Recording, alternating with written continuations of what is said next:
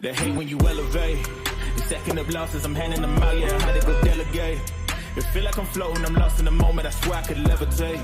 They never believed that I would really fly, I had to go demonstrate. I had to set them straight. They hate when you elevate, elevate, elevate.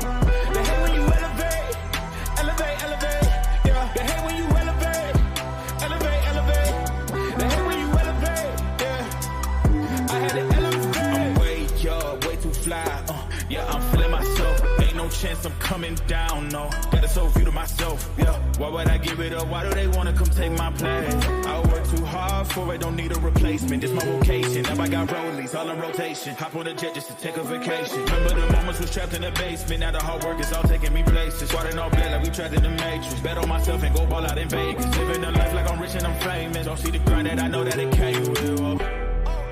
I ain't make it this far for myself, yeah. I had to prove to everybody else. I had to set them straight. Yeah. I had to ball, so I had to renovate. I know they hate when you elevate. The second of losses, I'm handing them out. Yeah, I had to go delegate. It feel like I'm floating, I'm lost in the moment. I swear I could levitate. They never believed that I would really fly. I had to go demonstrate. I had to set them straight. They hate when you elevate.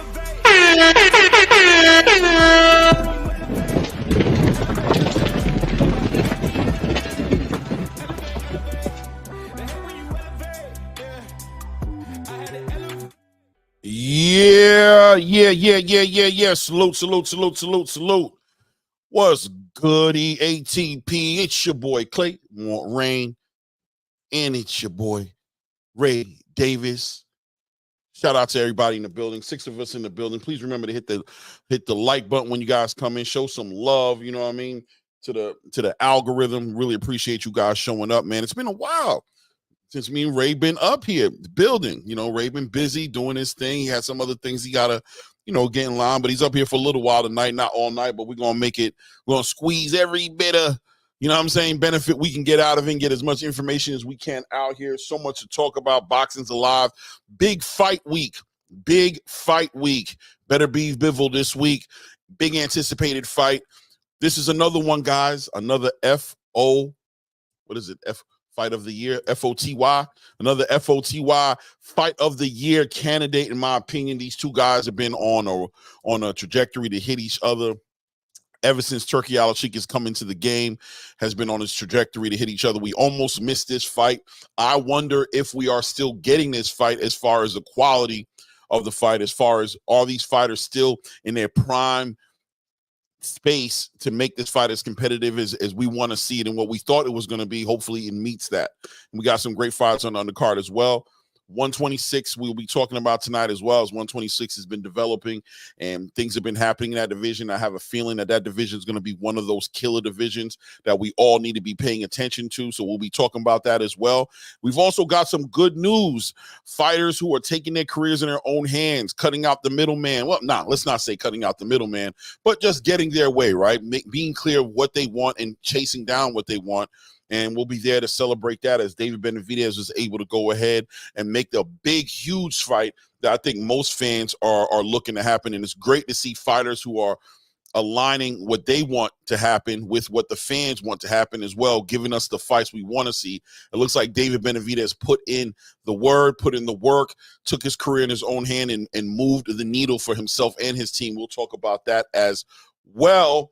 And, of course, we have Terrence Crawford and Teofimo Lopez still going at it on the waves as Terrence Crawford is trying to let Teofimo know that this is not what you want. Stop playing with my face, gang. And Teofimo seems to think it's a game. He's still having a great time, believing that at the end of this, he's going to put a fight together. He's going to put a fight together with Terrence Crawford. He believes this is going to work for him. We'll talk about that tonight as well and see how effective we think that's going to be. Shout out to Real Deal X92. Salute, gang. Did you guys see that Subriel Matias is leaving Eddie Hearn? No, I didn't, Real Deal X. Wow, we could talk about that as well, too. I don't know. I did not know about that, brother. I didn't know that. But look, things have been going on, obviously, with Subriel Matias as well. We know that he left Panda. We know he's on his own. He's trying to make certain things happen. Rumors was already going around about Subriel Matias kind of wanting to be more hands-on with his career and, you know, wanting to be a bigger star. Feels like he should be a bigger star. And, you know, look, when you lose, man, and you got to build, and you going with a new trainer, and who knows how that communication went. But I did not know that Real Deal X. I want you to A, thank you for putting that color in the chat, and B, let me know something I didn't know. We'll talk about it all. And towards the end of the evening, you know that we will be opening up the panel, so guys can come up here and build and share how they feeling about whatever topics we're talking about. And of course, you know, we're going to talk about the star of the hour, the face of boxing. We'll be talking about this Lamont Roach Tank Davis fight as it's a couple of days ago. It's been made active. We all knew it was coming, but, you know, ain't nothing like when the PBC makes the announcement. Tank also made the announcement. This is the fight we'll be looking for on December 14th. We'll talk about that fight. We'll talk about fights that could have been made. We'll talk about the value of this fight if we are looking for this fight to be competitive. And let's also talk about what do we think the David Benavidez fight being taken off that card as a co-main event. How does that affect the bottom line on that card? Is Tank going to be able to carry this this card by himself? Are they going to be able to load the undercard enough to make this fight valuable enough for people to spend $70 to $90 for a pay-per-view? We'll talk about it all tonight. Appreciate everybody in the building. Salute Ray Davis. How you doing, King? Oh, you're muted. You're muted. You're either muted or yeah, I don't hear you. Nope. All right, go ahead, take your time. So yeah, man, salute to everybody who is in the building. Flyer Frequency in the building. Salute King, and shout out to Real Deal X. So let's talk about let's begin the conversation, because if I started off with the Tank and Lamont Roach fight card, I'm probably gonna get a bunch of pushback too early, and I won't get a chance to get through the rest of the itinerary. Okay, I hear you, by the way. You're beating the microphone up. I hear you. Mm-hmm. So salute, Clay. How you, King?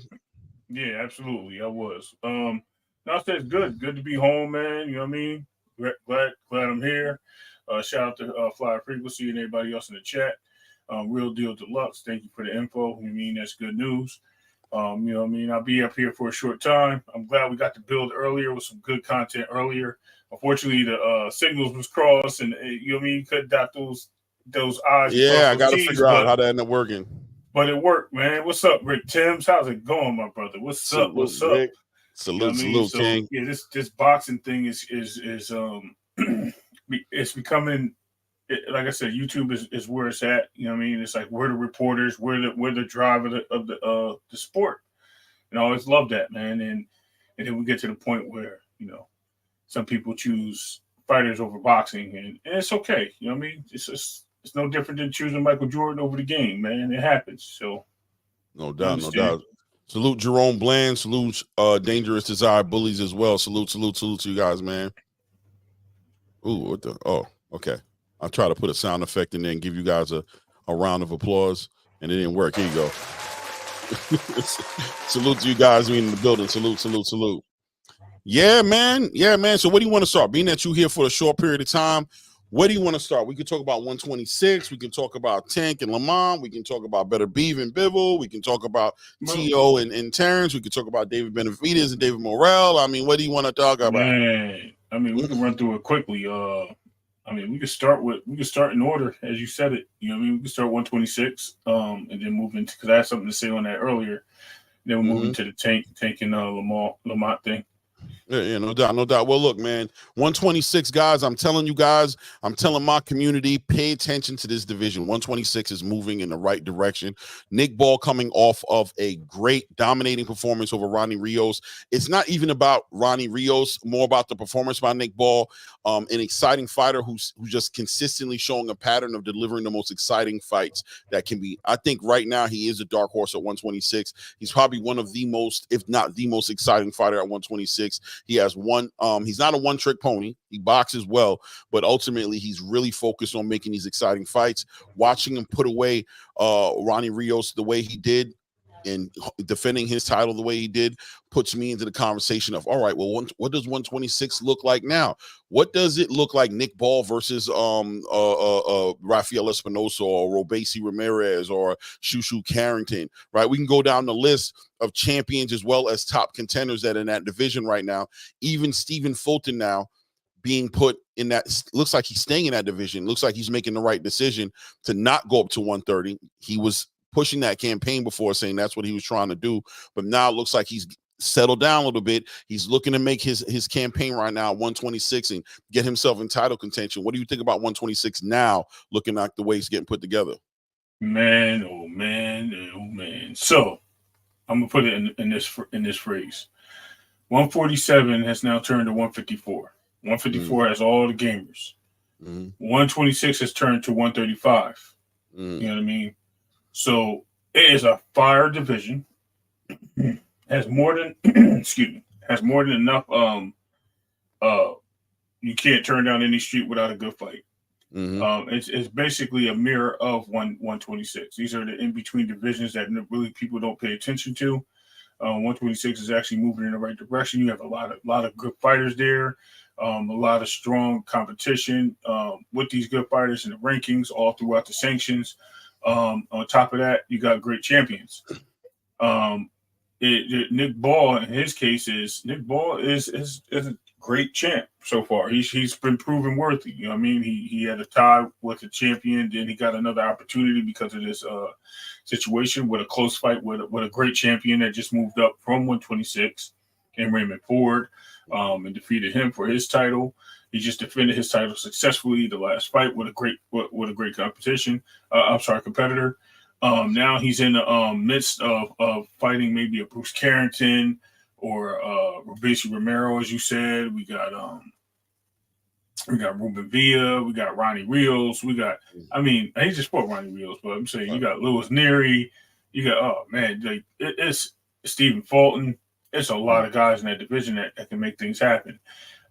So I think 126 is a very deep division in boxing right now. There's a lot of guys that's circling, or they say the sharks circling the boat, waiting for the bait to be thrown in. Because if you're a champion up there, you got to watch your back. You know what I mean, it can go down at any time. And Nick Ball looks like he'll be successful in defending some of these against some of these fighters. But I do know these are all going to be tough, good fights. I'm not guaranteeing him to win all these fights, but I do expect the fireworks to be what the fans expect in boxing. Yeah, man. I agree with you, man. The division is going to be spicy, man. And with the new addition of Stephen Fulton up there, another part of this conversation that we aren't talking about is how attractive this division is going to be now because of one important reason. You got Turki Al-Sheikh, who's focused on Nick Ball, who's supporting Nick Ball's movement. Ray Vargas has already fought for Turki Al-Sheikh, obviously against Nick Ball, and Nick Ball, being the exciting fighter he is going to put a lot of eyes on that division. Turkey's there, the money's there now with Nick Ball. And what are the chances you think of us seeing Monster Inoue jump into a fight with jump into this division and become competitive in that division? You got titles up there, you got money up there, you got international eyes on it as well as the eyes of the United States on it right now. And you got some American fighters moving the needle in that division right now. You got Angelo Leo right now holding a title in that division. Obviously, you got Brandon Figueroa who's in there. You got Shushu Carrington. You got Stephen Fulton now.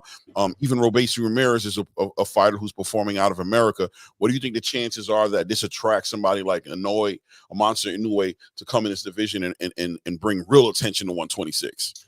I like the move for Inoue to go up there. I think it challenges him. I think he knows this division is full of good fights.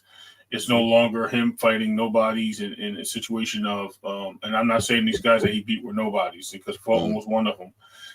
But it just shows that, the talent pool gets deeper, that the fights get tougher. Jerome. Yeah. The fights get tougher. And with that being said, if he could dominate a tough division like this, then, I got to tip my hat to him and name him number one pound for pound. But I think this is where he meets resistance. He's going to have a lot of fighters that are going to be tough if he goes up to 126. So if he doesn't go up there, he's going to be gun shy. We're going to accuse him of ducking. Not me, but you know how the field is. But I think Inoue should move up. I think this would make this it's like, you know what I mean, taking the number one quarterback in college and making him the you know what I mean, the star of an NFL team. That's already, you know what I mean? You just created a whole new playing field for the league. So I think Inoue should make the move. I think it fits right. It just fits right. You know what I mean? And with all these guys there, it's looking good. It looks like a great division to compete with. No doubt, man. I like it, man. Keeping my eye on 126, guys. Keep your eyes on 126. It's going to be live. Yes, Jerome Bland, you're all right. Rafael Espinosa is the current WBO champion, I believe, up there. Maybe I'm wrong. Let me just make sure. You're right. WBO, you're right. Right. He's a WBO champion. He beat Robeisy Ramirez. We know Robeisy Ramirez and Rafael Espinosa are nowhere near done. Their sequel is coming up soon. We'll be able to see that fight come together. The division's just on fire, man. And it's brewing. It's brewing, and it looks like it's going to be one of those divisions. And I'm bringing light to it because it does seem as if, you know, here in America, we don't really pay attention to these divisions like underneath 130. And in all honesty, even when we're looking at 130, we're picturing these guys that we want to see move up to 135, right? That's why Tank is not fighting at 130, right? I mean, I think it's pretty much understood that Tank is really a 130 fighter competing at 135, right? Because of the competition that's up there. That's why he's not down there at 130. So 130 in its own right is also coming together to be an exciting division as well. But 126 got a special place in my heart, and I want to see what happens up there. Yeah, Brandon Figueroa right now. Jerome Bland is holding that interim WBC title right now. Rachel Donaire was actually schooling us a little bit earlier, and I've been looking up. I hadn't had an opportunity to look into it, but from what I understand, I guess that Ray Vargas is in some sort of a recess champion and recess status right now. And it looks like Brandon Figueroa's interim title is a full title now. So rumors going around that either Ray Vargas and Brandon Figueroa are going to be fighting to figure out who the WBC champion is going to be, or Stephen Fulton is expected to step forward and challenge Brandon Figueroa for an actual title. So I don't know which way it's going all the way, but either way, the division's catching fire. The division's definitely catching fire. Yeah, Rick Timms, Espinosa over Robeisy 2 is going to be one of those fights. We already know what it's going to be. Those two guys gave us such a show last time. I just can't wait to see what they do in the sequel. I can't see the adjustments. I can't wait to see the adjustments that are made by Robeisy Ramirez, obviously, because he took a loss, but also Rafael Espinosa being a way more confident fighter now. He was a little nerve-wracked before. He was an underdog. He wasn't expected to win. Well, he's already defended the title once already and looking to get into a fight with Robeisy for a second time. He's coming in the more confident fighter, the bigger fighter, the taller, longer arm fighter, a lot of power, a lot of confidence in him. I expect to see fireworks when that fight happens, man. Can't wait to see it come together, right? So let's creep into the David Benavidez, David Morrell situation. It's new, it's fresh, it's refreshing, right? To see fighters do this, and it just brings attention to the idea that fighters can get involved in making these fights, right? We've seen it before. We saw it with Terrence Crawford and Errol Spence, right? But to see David Benavidez go, what it looks like from the outside looking in, looks like he went against the machine and said, listen, nah, that's not what I want. What I want, right, is to make this fight happen. And it's interesting, guys, right? Because if you guys want to remember now, I wonder if I even have it still here. But there was a point in time when, in the beginning of when this thing got put together, I believe this is it right here. Right, here's David Benavidez back on September 26th, right? We're on October, 7th today? 7th or 8th today? So David Benavidez, Boxing News came out and said, listen, David Benavidez woke up and says, I don't want to fight somebody who doesn't mean anything for my career. I only want to fight the best available. The best out there now is David Morrell, right? He put it in there, and he let it be known that he put people in his team, gave people in his team a mission to go ahead and reach out and contact David Morrell's team. And David Morrell responded, right? Said, listen, I'm okay with that fight happening. I turned down no fights. I don't want to make it happen. Now, there was rumors going around that Jesse Hart was reached out to, and they were trying to put a fight together with Jesse Hart. And Jesse Hart had put on his actual Instagram, he said, I don't know nothing about fighting David Benavidez. I haven't spoken to anybody involving details about us fighting. I don't know where y'all getting this narrative from, right? That was interesting to watch that happen, because what it showed us is that David Benavidez wasn't interested in fighting Jesse Hart, right? And on top of that, he showed who he was interested in fighting and reached out to that team to make that fight happen. But the PBC or wherever the powers that be jumped in, intervened. Before the end of that day or by the next morning, we saw David Benavidez retracting his statements, basically saying the David Morrell fight was going to happen later and that you guys should expect to see him fight Jesse Hart on the Tank undercard. Well, that was crazy, because let's be honest, guys. David Morrell already made his mind up with who he wanted to fight. He told us that he wanted to fight the best out there. He named who the best was, but something changed. And what ended up changing is he had to go ahead and retract his words, eat his words, and explain to the fan base that that fight would happen in due time and that Jesse Hart was going to be in the fight. On top of that, David Morrell was supposed to be headlining his own pay-per-view card. And because Tank Davis and Lomachenko fell through and Tank couldn't find a fight to replace Lomachenko in time, they pushed Tank Davis a little further out onto David Benavidez's date. So now David Benavidez went from a main event attraction on his own card, ended up coming out to be a co-main event against a fighter he didn't even want to fight on a card that he was supposed to be the headliner of. I mean, how do you see it from this point on, from everything I've said so far, Ray? I just see it as, again, a great tragedy. Listen, trying to make the most with your money, trying to move the pieces on the chessboard, to solidify your moves, and it's not all means that they're going to counter into a checkmate.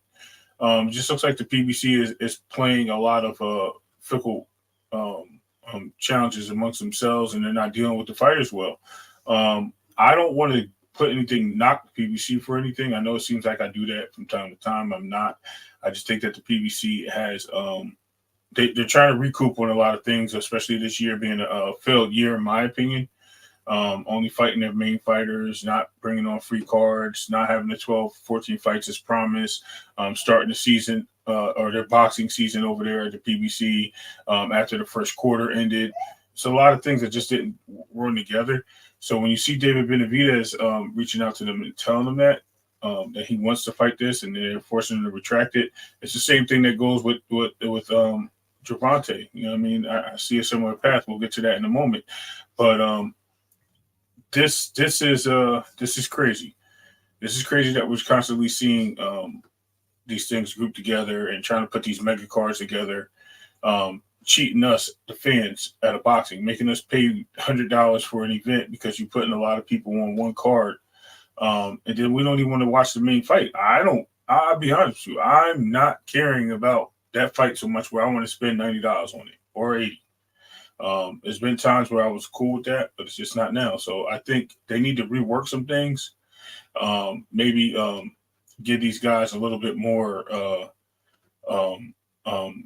leeway or broadness on their own. You know what I mean? Put certain fighters in certain positions to be undercards and stuff like that to shine spotlight on them instead of just forcing guys to be in fights that don't need to be there.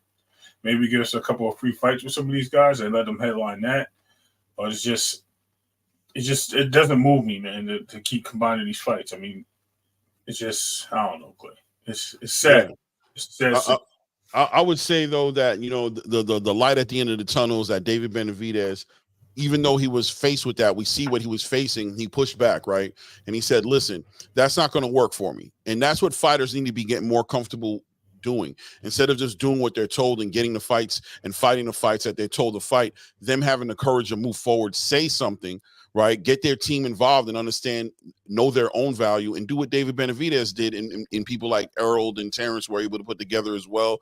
You know, we expect, and this is what people are asking for from a fighter like Gervonta, right? They're asking for him to have the courage to go ahead and do that, to step forward to the powers that be and tell the powers that be, listen, man, that's not what we're doing, bro. I have fights that I want to make happen, and I need effort put into making those fights happen. In the build up to Gervonta Tank Davis getting to this point where he fought Lamont Roach, there were a lot of inquiries being made, a lot of doors were getting knocked on, a lot of phone calls were being made, and interest was being expressed to certain fighters, but they weren't being followed up with actual offers. Well, here in this situation, you see that David Benavidez stepped up his game and did his own reach out, excuse me, you know what I'm saying, pause, had his own team reach out and say, listen, let's make something happen, man. David Morrell, are you down to make this fight happen? Boom, bring it full circle back, and let's see this fight come together, and let the PBC know and the powers that be that, look, we're interested in fighting each other.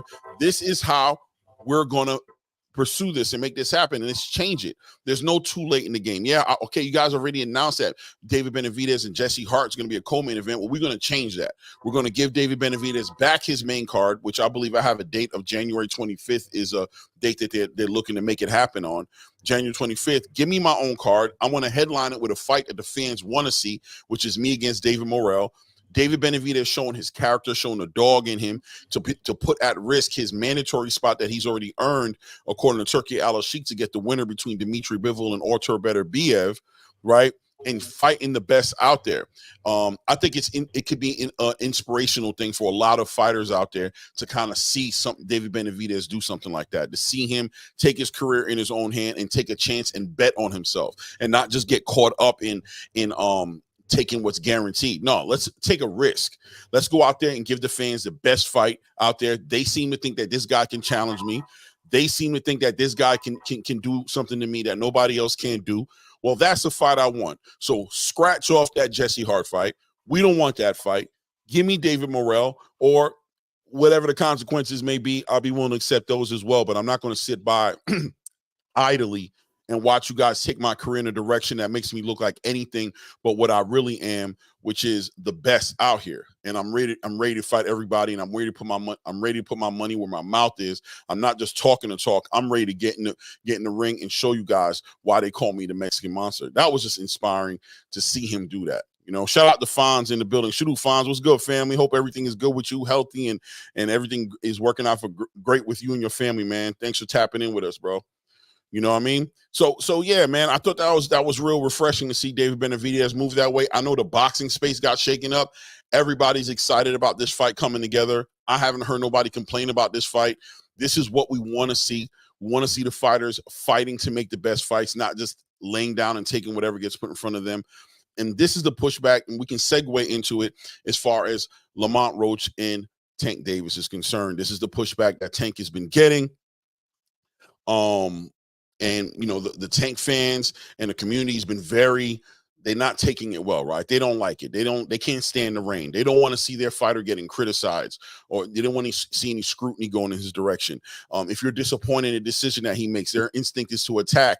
And not only is their instinct to attack, but it's also to attack whatever fighter they think you like, right? So if you like a fighter, their instinct is hey, what about your fighter? You know what I mean? They get into these dumb conversations and move the goalposts out of where we wanted to be, which is, listen, man, this guy's an ace out of boxing. And I think people have a hard time understanding that he's a privileged fighter. Yet there's perks that come with his position that you can't constantly throw other fighters in the conversation and say, what about this guy? What about that guy? What about that guy? It doesn't work, guys, because none of those guys you're mentioning are in the same status or hold as much weight or can wield as much power as this fighter that we're talking about in Gervonta Tank Davis. He's an A-side fighter. And he should be more vocal in what goes on with his career. What do you think, Ray? Am I off by that? No, you're 100% on point. And which makes it cringy is that you try to have a conversation with people, or you're talking about Tank, and like you said, it just becomes rapid fire. Like you went against the state, you know what I mean? And it's crazy. Like you're in behind the Iron Curtain, and the KGB's coming to get you, bro. It's crazy. So at the end of the day, no one's really dismantling or disrespecting Tank. If anything, we're going after the team or the people the handlers of Tank. And we're not even saying that in a negative way, because the guy's already got his money. We're saying that, you know, you guys either make it about money, you make it about he's fighting a champion. You know what I mean? I'm like, well, weren't all the guys champions besides De Los Santos? So what's the issue? You know what I mean? So we're looking at all these different reasons and all these different points of what's going on. Lamont Roach is a great fighter. I mean, he's a champion in his own right, but we're pulling him up. I mean, if I want to see Tank, and this is my opinion, if I want to see Tank make a move, and I want to see Tank be powerful, I want to see Tank be this guy, I want him to move down to 130. Show me you can move down to beat this guy at his own game. I don't see this guy coming up and moving up in weight. You know what I mean? He's not used to fighting there. But then again, this is one of them catch-22s. This guy might be stronger at 135. Now you get in the ring with him, and then you have the Buster Douglas moment, right? We don't want that. You know what I mean? Especially on a situation where you wanted this guy to fight a Devin, or you wanted this guy to fight a Shakur, and then any of those names come up, God forbid, Loma, then, oh, you're just hating. You're just a fan of this guy, and it just gets out of control. So, you know what I mean? The fan base really does move the needle a lot when it comes to Tank. I actually see some people get jumped over, and I mean verbally jumped over, talking disrespectful in some opinions about Tank or saying some truths to what's going on in the industry about Tank or the PBC and how they're moving them, it becomes very, very bad, and people get ridiculed for it. And it's not for boxing, man. I mean, the guy doesn't say anything. I give him that, but his team speaks for him. I heard you guys on Blues Channel today. Shout out to Blue Blood Sports, and somebody was talking about, this fight's for the community, and I'm like, it's for the community. And Blue made a good point, and I put in the chat, and I'm like, hold on, if it's for the community, why did they say we seen what Tank did with a black fighter already? You know what I mean? We want to pull somebody in that brings the country with them. If it was for the community, that was what the team said. I didn't say it. You know what I mean? Blue didn't say it, but now he's fighting somebody. He's fighting Lamont. Roach is for the community. Then why didn't he fight Shakur? Why didn't he fight Devin? Because our community would have loved that, right? Same thing. So why? Because this is what fits them. This is the narratives they push. Well, it's for the Baltimore community. Okay, well then why ain't they fighting in DC or Baltimore or Virginia? Like, there's so many factors and things that can go on with this Clay that makes sense. None of it's making sense. And shout out to Tank Davis. I hope he does well in this fight. You know what I mean? Wish no harm to him. He is one of my favorite fighters in boxing. People don't really hear me say that much because I try to stay away from being the favorites and this and that and who I support. But you know what I mean? It's getting to the time where we give Canelo the accolades of not fighting the fights he's supposed to fight, right? We blame him. We give him this name. We call him a duck. We do this. We do that. But then when Tank does it, it's like, he can fight whoever he wants. So, I mean, the shoe has to fit where it fits. So, you know what I mean? That's how I look at it. I think that I agree with you. You know what I mean? I think that there's nothing wrong with accountability, and it's up to the fans to do the accountability. They got to be the ones to show the disappointment, to show the disapproval in the decision that's being made. As respectfully as you guys can do it, but it's a checks and balances system. It's what lets these fighters know what's going on, and it helps people like David Benavidez make the decision he made, right? Him understanding that people weren't really happy about the Jesse Hart fight and that people really wanted to see him fight Canelo, but if Canelo wasn't going to be the fight that he could put together, or be that the one that he could put together, that the next fight that the fans wanted to see was David Morrell. He took that into consideration and said, listen, I'm trying to build my brand. I don't want my brand to suffer. So I'll fight David Morrell because I'm not scared of anybody. And I think that speaks volumes. You know what I mean?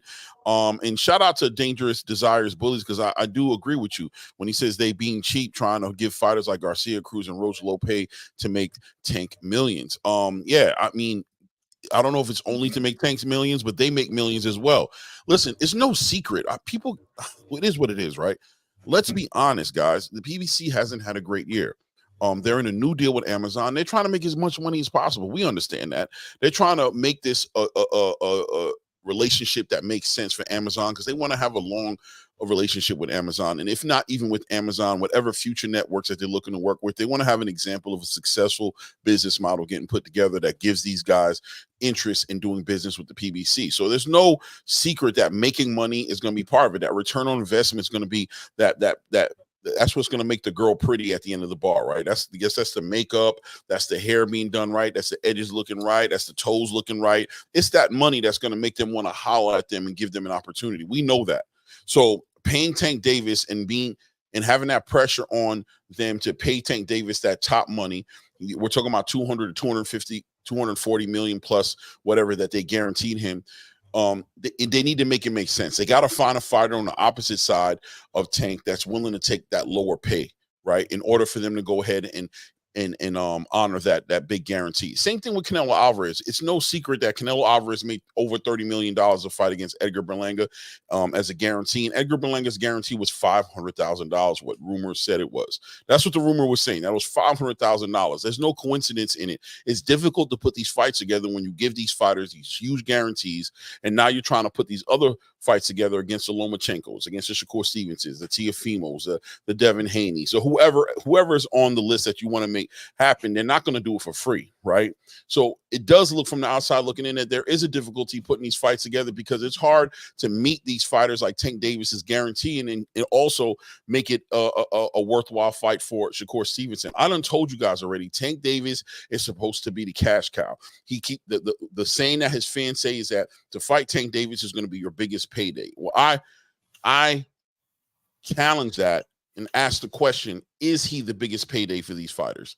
Right? Because when you have to give him a guarantee that big, is there an infinite well of money that's sitting there? The pay-per-view needs to sell a certain amount. The building is going to be packed out. We all know that, but the building is not going to justify $100 million being spent on a fight, or $50 to $75 million being spent on a fight. The pay-per-view is going to have to translate into something profitable. The return on investment is going to have to make sense, and it's beginning to look like the biggest issue hasn't been what people have been saying, which is fighters don't want to fight Tank. All of a sudden, they're doing other things. No, it's the ability to make the fight, because there's been window shopping happening. There's been interest shown in these fights getting put together, but there hasn't been any follow-up on none of these interests with actual legitimate offers. The only offer that looks like was actually put on the table to a degree was against Lomachenko. He walked away from that and said he wanted to go kick it with his wife. And then what? The rumor comes out now that he wasn't happy with what the numbers look like. So a lot of things need to be taken into consideration, but Tank's ability to be vocal in his own career and make it clear what he wants and push for it to happen is going to have a lot to do, because it's his privilege, it's his A-side space, it's where he's at as a boss to be vocal in what happens in his career in order for these fights to be made happen no matter what. You know what I mean? It is what it is. People can say whatever people can say whatever they want to say. It's okay. You know, they're going to push back. They're going to throw shots. They're going to say, we're doing this, we're doing that, we're hating here and there. It is what it is. That's fine.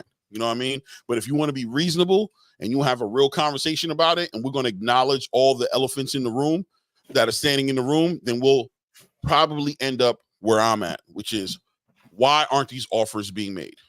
Shout out to David Benavidez for making that offer. And as far as Tank Davis catching the flack, welcome to the side, the A side, right? Welcome to the world of bosses. This is what it is. When it's successful, they're going to give you your respect. Maybe they won't, but I'll promise you, when it's not successful, they're going to be looking for the boss. And if the boss name is Tank Davis, Tank should be ready to have emails blowing up, Twitter blowing up, and people knocking on his door asking, what in the hell is going on? It's your job to make these things come together. Shout out to Too Rich, Mr. I Respect the Belts in the building. Shout out to Texas 16. Smash the like. I love it. Co-main for Fury and Usyk is Bobochek and Madrimov. Texas 16, we could talk about that as well, because that is a exciting fight right there. Sergey Bobochek gave us one. It's already been part of FOTY. Fight of the Year candidate, and him against Virgil Ortiz. A lot of people felt like he won that fight, right, guys? A lot of people thought he won that fight. But, you know, Virgil walked away with a victory, but Sergey walked away with the moral victory, right? And they want to see him get an opportunity. So why not put him against his Eastern European counterpart, against Israel Madrimov, who's also coming off a loss, but a very competitive fight from the outside looking in, against Terrence Crawford. Seeing those two guys come together, Turkey doing his thing, making the best fights happen. I'm happy about that fight. What do you think about it? I think that's a great fight. I would like to see it. Battle of the homeland. I don't know if they're from the same country, but it seemed like I don't think they are. No, one's Ukrainian, one's, I think, Russian. Yeah. Same area. But yeah. Oh, wow. That's a battle of the border going on right now. Sorry to say, no disrespect. You know what I mean? Damn. Right. But yeah, no, that's going to be a great fight. That's going to be fireworks. We're going to see a lot of skill in that fight, talent. You're going to see hard hitting, great masterful European fighting, which at its best. So, you know, I can't wait to see something like that. You know what I mean? A great amateur background with a great professional background, and both Americanized. So this is going to be that's going to be a hell of a fight, man. It's going to be a hell of a fight. Yeah, it's gonna be a good card, man. We'll see what they're building that card. Turkey so far has been good about making these cards. I know people want to talk about it. Well, I don't really care no more. I don't really understand what the angle is. I don't think they understand what their own angle is. I think they're just doing what they think they're supposed to be doing. I don't even think they understand which direction they're going into.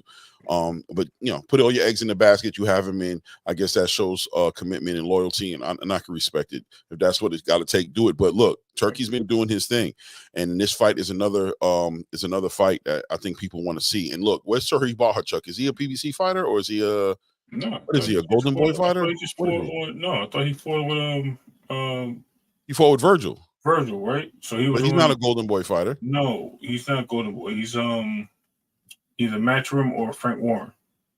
Okay. Well, it's going to be good to see him on this card, on this Turkey card. I'm sure he's happy. to be able to get at. I'm sure the payday is going to make it worthwhile for him. But shout out to Two Rich Mr. I respect the belts. He said if your last fight paid $300,000, and they give you $310,000, you got your biggest payday. Straw man argument. 100% Too Rich. That's also part of the conversation, right? And I think, listen, man. We'll see what happens as time reveals, but Shakur Stevenson walking away from a $15 million $15 million 5-fight deal with Bob Arum, which would have given him about $3 million guaranteed every fight. For Tank to make it worthwhile to him, he would have to give him something guaranteed north of that. And we know the PBC is all about eat what you kill. They're not really into the big guarantees. Now, you compound that with the idea that Shakur Stevenson was supposedly standing to make a $5 million guarantee to fight Joe Cordina, somebody who's nowhere near of a fighter as Tank Davis. Come on, guys. Was Tank Davis's team really ready to offer Shakur Stevenson a guarantee north of $5 million in order to make that fight? I don't know. Maybe they were, maybe they weren't, right? And look, on this channel, we don't really like to talk about the money that much. That's not what we like to really do. We like to talk about the fights, but this is a conversation that you kind of can't escape. You can't escape this part of the conversation, which is the money in, money out, right?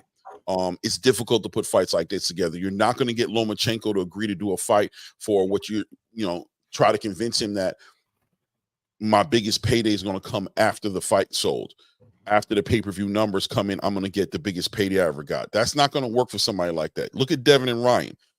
Supposedly, they were supposed to be their biggest payday. Turns out on the backside of that fight, there wasn't a lot of money in there to give to Devin and Ryan. They thought they were getting robbed. Oscar wants to show them the book, says, let's open the books up and look, this fight just didn't make the money you thought it was going to make. We're in the world right now where streaming is going crazy, rampant. People everywhere are streaming, the good fights as well as the bad fights. So what's the guarantee that a fight between Gervonta Tank Davis and any one of these fighters is going to sell a certain amount of pay-per-views? There isn't. Not because the fight is good or because it's not good, just because of the trajectory of the business, of the space. Streaming is running rampant. Good people are streaming, bad people are streaming, fans are streaming, haters are streaming, everybody's streaming, and they haven't figured a way to get money off of free streams yet. It has to be the ones that are paid for. So that's what we're at today. The money upfront guaranteed has to make sense. If you're being honest about it, once again, we're going to end up here. What's going on and why haven't these offers been put out? Even Lamont Roach said the numbers that he got offered did not jump off the page to him. He's not jumping into this fight because of the money. The money wasn't all that. He said that in an interview with Cigar Talk. He's in it for the opportunity to do something great against a fighter like Tank Davis, would do something great for his career. But the money wasn't that big.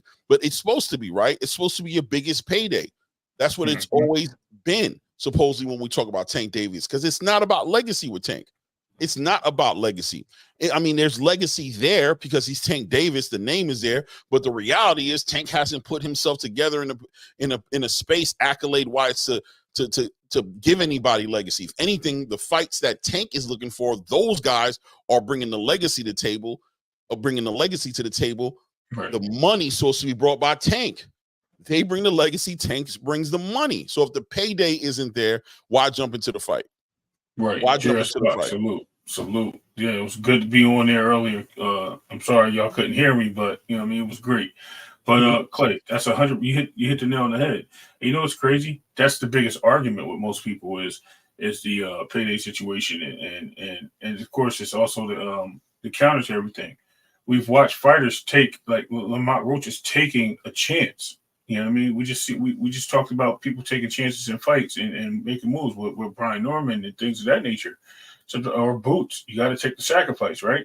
Mm-hmm. So here's a situation where Tank needs to take the sacrifice, and it doesn't have to just be Tank. It's just fighters today. You know what I mean? They're always trying to put like you said, the cart before the horse. They're trying to do big paydays and things of that nature.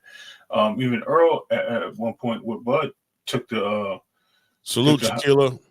Yeah, he even took the situation where he had to pay off some money to get the fight that he wanted. And we're not seeing this with these fighters today. You have fighters that are demanding certain amounts of money in a boxing game, which they're not able to facilitate the right opponents. Canelo Alvarez, right? We're talking about what the fight will bring. I think more people will buy those fights. Salute, Bullet. I think people will buy those fights. I think people will buy the fight.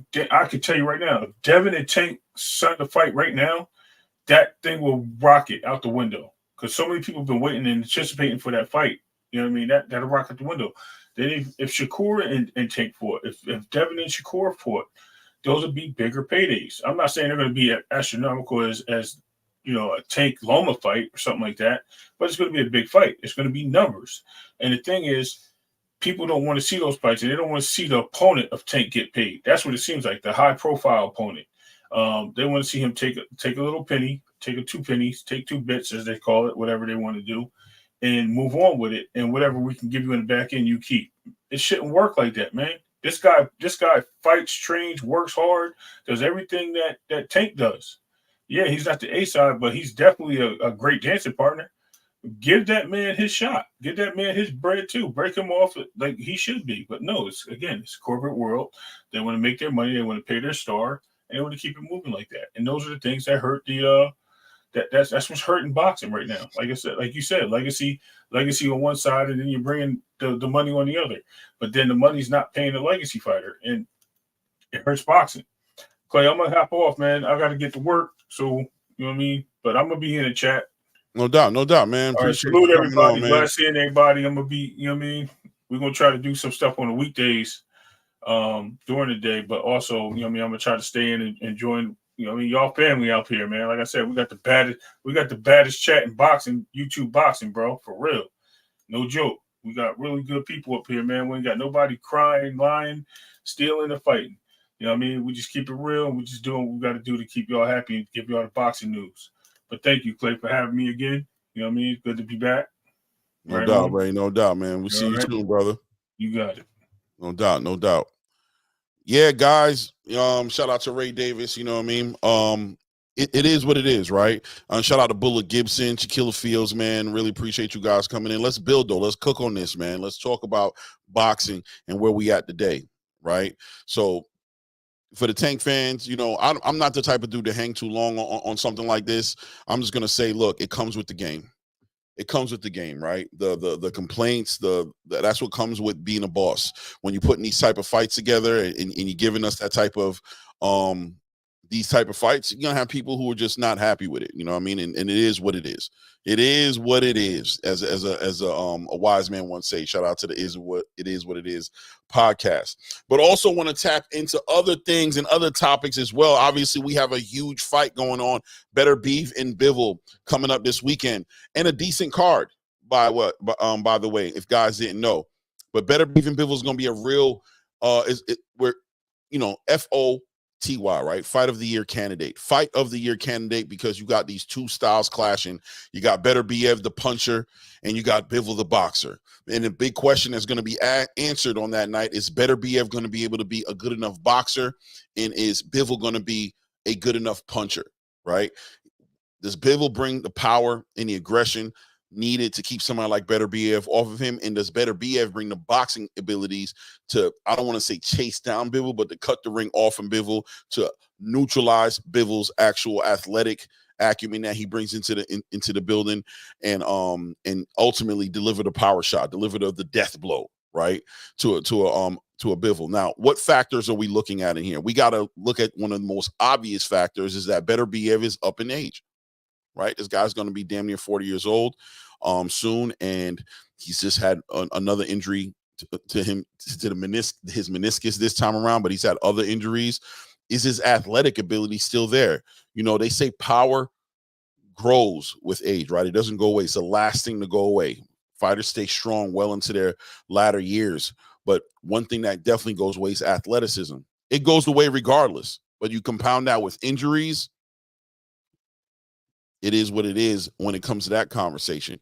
So I'm expecting Dimitri Bivol's team to jump up and acknowledge that and want to take advantage of that. And how they're going to do that? They're going to do that by moving around a lot, circling around Artur Beterbiev, establishing that distance, making him have to make athletic moves to cover that void, right, to cover that space, to jump in and get his opportunities. And they're going to be looking to compound that with meeting him halfway when he's jumping in to make these shots happening, when he's making those crazy athletic moves in order to make something happen, seeing if they could time it out and walk Artur Beterbiev into something that'll just multiply the power of Dimitri Bivol's power right then and there, right, combined with him throwing, Artur Beterbiev coming in, and let's see if we can hurt this guy and discourage this guy from chasing us around, and ultimately maybe even Dimitri Bivol's team pulling off a stoppage in this fight, right?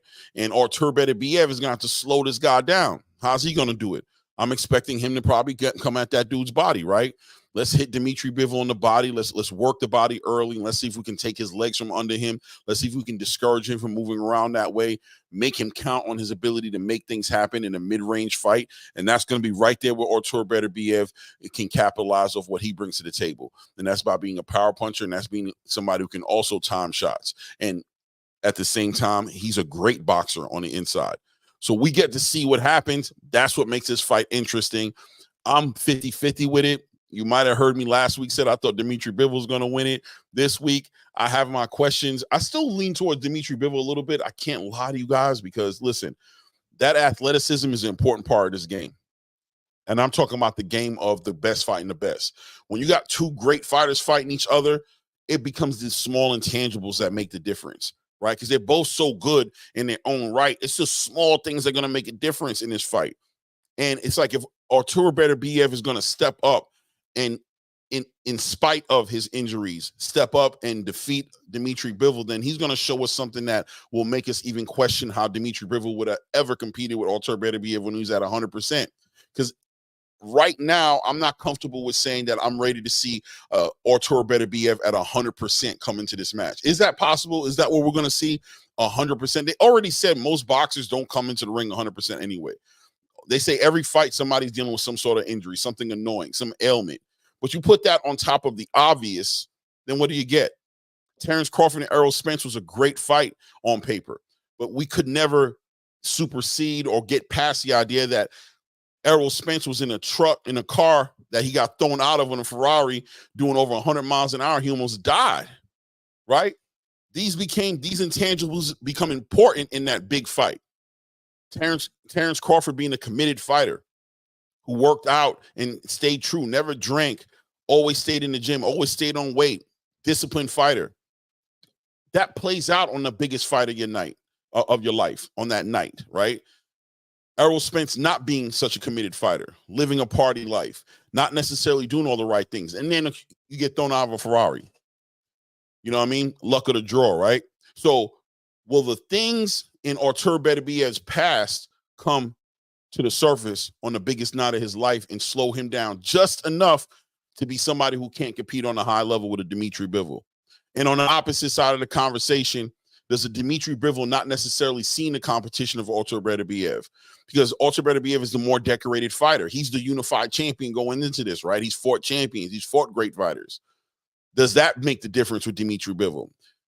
Before Canelo Alvarez, who was really studying Dimitri Bivol, right? He's a great fighter, but let's be honest. It's after Canelo Alvarez we started acknowledging him for who he was. And he's shown improved since then, improving who he really is. But ultimately, Artur Beterbiev, before that Canelo Alvarez fight, was probably looked at as the more dominant, dangerous threat, the boogeyman of the light heavyweight division. So these things are going to come to the surface. We're going to find out what it all means at the end of the day. Let me read what's going on in the comments because I see we got some engagement going on here. Texas 16 South says, I believe Bivol has to use lateral and bilateral movements to put stress on Beterbiev's legs. If he can't throw his sense of direction off first, then hit him. Exactly, Texas. He's going to test that athleticism. He's going to test that knee. He's going to test that meniscus, and let's see if you really are 100%.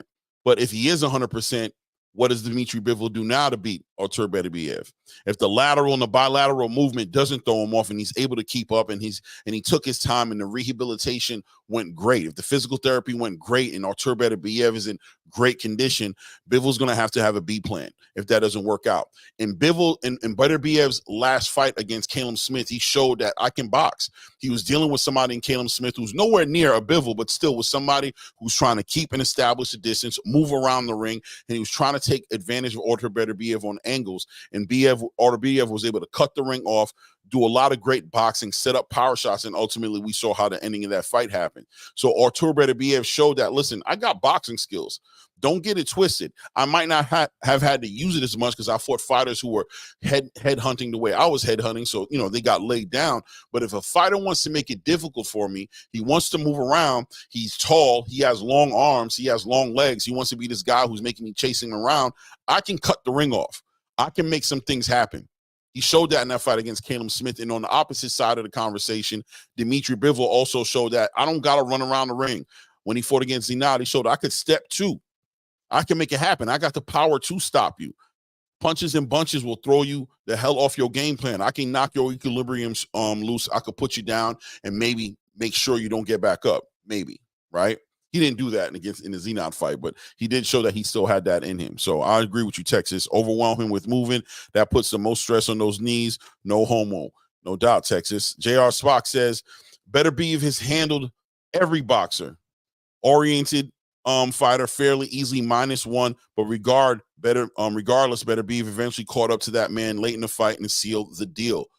100% JR, but did he have to do it on a sore meniscus? Did he have injuries in his knee when he did that fight? See, that's going to be the box that needs to get checked off that night. That's what we got to be aware of, and we got to watch with a close eye, with the magnifying glass. We're going to be paying attention to that. In those first 3 to 5 rounds, inside of those 3 to 5 rounds, I think we're going to get that question answered.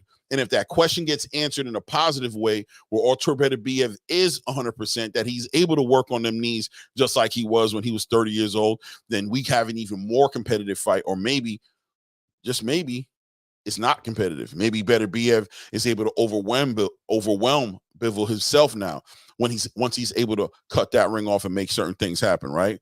Let's see. Greg Gambino, salute to you, King. Great to have you in the building. Says, can't be wrong with both choices. It's a great fight, 100%. J.R. Spock back again said, Beterbiev has an amateur experience that allows him to transcend the puncher, boxer, and divide, 100%. Bivol can't afford to play boxing against Beterbiev. He has to throw some real power to keep Beterbiev off of him. That's another part of the conversation. Shout out to the illest chat in the building, man. I love building with boxing with my community. You guys always keeping it right on point and always keeping it right where we need to be at, because that's the next question. Bivol can't afford to play the boxing game the way he did against Canelo Alvarez. The way he was able to play with Canelo Alvarez was he had enough power to put Canelo Alvarez's hands up and have him receiving shots and making sure he wasn't getting hit with anything clean. He was able to get respect from Canelo Alvarez. One way or the other, his power translated into something that made Canelo stay home, not over pursue, not run over Bivol. Does Bivol have the ability to do that with a Beterbiev, who's been, people talk about him being a monster. Hands are like gnarled roots from a tree. Body is hard as a rock. Pause. You know what I'm saying? This is the conversation that you hear from boxers who have sparred Beterbiev. People who have seen him on a personal level say how impressive he is as far as a human specimen is concerned, right? As far as a specimen of humanity, he's something like a threat. Is Bivol going to be able to translate any kind of power to dissuade that monster, the monstrosity, you know what I'm saying, called Beterbiev, from coming forward and putting his will in over on Bivol? It's going to be interesting to see him. He's going to have to be that. Both these fighters, in my opinion, also, I'm calling it, both these fighters are going to have to show us something we've never seen in them before. You guys, let me know what you think about that in the chat. They're going to have to show us something we've never seen before. Both of these fighters are going to have to step up and show us something we've never seen before to have a spectacular ending to this fight. That's what I'm hoping to see. Styles make fights. And these two guys seem to bring those intangibles that are going to give each one of them the vested interest they need to level the game up and show us something we've never seen them do before. Bivol did not drop Canelo. That's true. I'm sure he hurt him, but he stood up under Bivol's punches. Yes, he did. He 100% most definitely did. That's a good observation, Texas, because it's going to be interesting. He wasn't able to do it with Canelo. How excited can we get, or how much can we be convinced that he can do something like that with Artur Beterbiev? I don't got the music for it, but I want to do a wah, wah, wah, wah. So I'll just do the sound effect with my mouth. I'll just be good with that, right? Let's see. Flyer Frequency says, I still pick Bivol to outbox him from what we saw with Canelo. I hear you, Flyer. I hear Flyer. That's what that's something that we're thinking he can do, but outboxing Artur Beterbiev it sounds great. It sounds great because you've seen Bivol do great things with Canelo, but Canelo's not Beterbiev. And I know that might sound crazy from the outside looking in, because maybe a lot of you guys feel like that Canelo is better than Artur Beterbiev. Maybe he is, like, on paper, but physically, a big part of what Bivol did to Canelo was about physical, right? Overwhelming him physically. I'm the bigger guy in this fight. I don't care how nice you are, but I'm the bigger guy. I'm punching harder than you, maybe, right? I'm establishing a distance. It's a different fight for Canelo Alvarez at 175 pounds to fight a champion like Dimitri Bivol. Artur Beterbiev doesn't share that same issue, right? That's not a problem he brings to the table. You're not the bigger fighter here. You're not the bigger puncher here. You were able to keep Canelo Alvarez at bay, but that's not something that's guaranteed you're going to be able to do with me. Matter of fact, I'm pretty sure you're not going to do it with me. What's your B plan to somebody like me who doesn't care about all that stuff you did to Canelo Alvarez? That's going to be an interesting fight. Shout out to JR Spock for putting some color in the chat. My God, what round does Beterbiev decide to turn it on? That's a good question. That's a good question, JR Spock. You know why it's a good question, brother? Because the question is, these guys share hundreds of rounds supposedly of sparring. I want to take you guys back to Serhii Bohachuk versus Virgil Ortiz. These guys shared a lot of rounds sparring each other. They knew each other real well coming into this fight. And the reason that's important is because when Virgil Ortiz and Serhii Bohachuk fought, they wasted no time. Bell rang, round one, they were right there in the middle of the ring, fighting over the real estate in the middle of the ring, not giving up any real estate because they knew each other that well. They knew what to expect from each other. And that ended up being a fight of the year candidate fight. Does Beterbiev and Bivol kick off early? Does Beterbiev kick off early? Does he begin the boxing match in the center of the ring? Does Bivol begin the fight in the center of the ring? Does this turn into a mid-range fight out of our control, where we think that Bivol should be fighting, controlling the distance? Because let's be honest, if Bivol is controlling the distance and fighting that way, normally there's a lot of data processing going on when you see fighters fight that way. Does Bivol have that much data to process? Is Bivol's best leverage in this fight to take advantage of Beterbiev's athletic disabilities as early as possible in this fight? Or should he be cautious, process the data, stay behind that jab, control the distance, move around the ring, and test Beterbiev in that way? And it's Beterbiev's biggest opportunity in his leverage, the ability to throw Bivol off by applying pressure immediately, not allowing Bivol to get his legs up under him or giving him an opportunity to process data. Try to clip him early with something.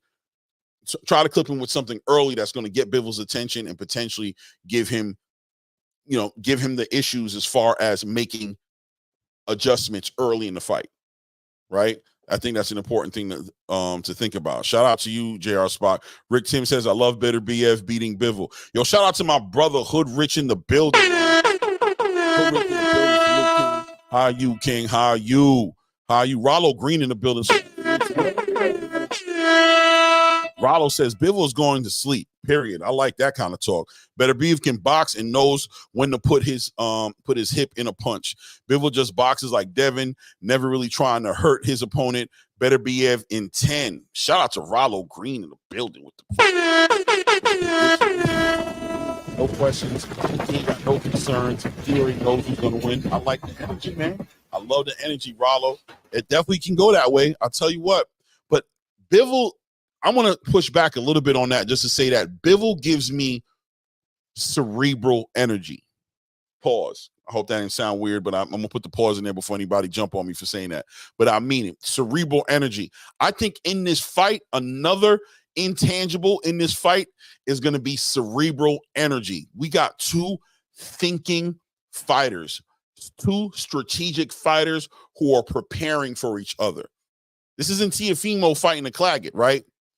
These are two cerebral fighters who are putting strategies together with knowledge, not only of video of other fights that they've been in, but also with knowledge of what they know of each other from sparring each other over 100 rounds, according to Dimitri Bivol. Don't you think there's a chance that Dimitri Bivol prepares better for this fight than fighting the way that Artur Beterbiev is expecting him to fight, or fighting the way you expect him to fight? Does Dimitri Bivol have those different facets to his game to where he can do that? We saw Terrence Crawford fight against Errol Spence and come in and surprise Errol. Came out as southpaw, stayed at southpaw, gave Errol the look that I think might have thrown him off a little bit. Like, damn, this guy usually starts off orthodox and, you know, he kind of switches back and forth. But Terrence knew, like, listen, this guy's fought this kind of fighter before, and he might be expecting me to come out a certain way. He purposely came out a different way, and it looks like from the outside looking in, it threw him off. You look at Terrence Crawford against Israel Madrimov. Terrence Crawford expecting Madrimov to take advantage of his size, take advantage of the fact that Terrence was coming up to a heavier weight class, and Madrimov went the opposite direction. Irky, jerky, feinting, staying behind a jab, counter-punching, setting himself up in a position to counter-punch Terrence Crawford. It confused Terrence Crawford enough to make the fight competitive to where people were disappointed and even take away Terrence Crawford's argument on making a fight with Canelo. Yeah, you can't do this with Madrimov. You ain't going to do nothing with Canelo, right? So that's what happens when somebody is smart and has that IQ and that ability to make adjustments and give a different look to confuse the fighter that's in front of him. Do we give Dimitri Bivol his flowers on his ability to adjust and make the right strategy and show Beterbiev something he's not expecting to see, or you, Rollo, is not expecting to see from Bivol, which puts another element in the game, right? Puts a whole nother perspective on the game, which makes the fight really competitive. Something to think about, you know what I mean? Something to think about. Bullet Gibson says, Beterbiev, I believe we'll get him. Yeah, I don't think that's far-fetched, man. I don't think it's far-fetched, brother. Salute to 2 cents in the building. 2 cents in the building. Let's see here. Let's see here what we're talking about here. Mississippi Beterbiev have that OG intelligence. It's going to come down to adjustments. 100% Mississippi play. That's what I think it's going to be. I think Beterbiev is going to get the respect of Bivol. At some point in this fight, Dimitri Bivol is going to realize that he's dealing with the cerebral fighter as well. And I think Artur Beterbiev may be going into this fight. And the reason I say that is because the way Dimitri Bivol described the experience of sparring Beterbiev, he kind of made it sound like, you know, it kind of gave the impression that he was schooling. He was training. He was the teacher in the ring with Artur Beterbiev. That's what the relationship was. Because a question came as to who got the best, and it seemed like who got the best of each other. And it seemed like Dimitri Bivol, I don't want to say was being arrogant. Maybe he was being as honest as he could be. But, you know, you don't hear a lot of arrogance coming out of these Eastern European fighters like that. So maybe he was just being truthful when he said that, you know, some fights were to be competitive, but a lot of fights were Dimitri Bivol helping Artur Beterbiev get ready for something. And it just kind of sounded like, you know, he kind of regarded himself as a teacher in that fight. So at some point in this fight, Beterbiev is going to get the respect from Dimitri Bivol for Dimitri to understand you're dealing with a cerebral fighter, bro, who is not the same guy that you might have sparred years ago, who's the real threat in this division. And you're going to have a hard time dealing with the cerebral aspect that I bring to the table. And I think it's Dimitri Bivol's responsibility on the other side of that conversation to convince Artur Beterbiev that, yeah, you already know that I'm cerebral, but you also need to acknowledge I'm a dangerous mother. Shut your mouth, right? I'm a dangerous dude. I can do things as well that you're not expecting me to do. I just think it's going to be crazy to see the styles clash. It's going to be interesting. Let's see here. Rick Tim says, no one has ever dropped Canelo in like all of 111 bouts, amateur and pro. That dude has the best chin in boxing. He may be the duck, but his chin is granite. That's a fact. That's a fact. Let's cut down here and see what we got going on down here. Oh, let me shout out to another.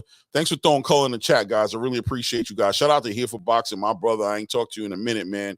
Good to see you in the building. Peace, King. What up, chat? Peace, Here for Boxing. I appreciate you, brother. Thank you for putting some color in the chat. You guys don't got to be scared to put no color in the chat either. Support a Negro. I was about to say something else, right? I was about to contaminate the stream. Let's see here. Let me shout out to other people in the building. Shout out to Nine Fingers in the building. Let's see here. Antonio Mayas or Mates. All right. Let's see here. Let's continue down the list. Beterbiev by brutal 10th round stoppage. Here for Boxing, no doubt. Rick Timms.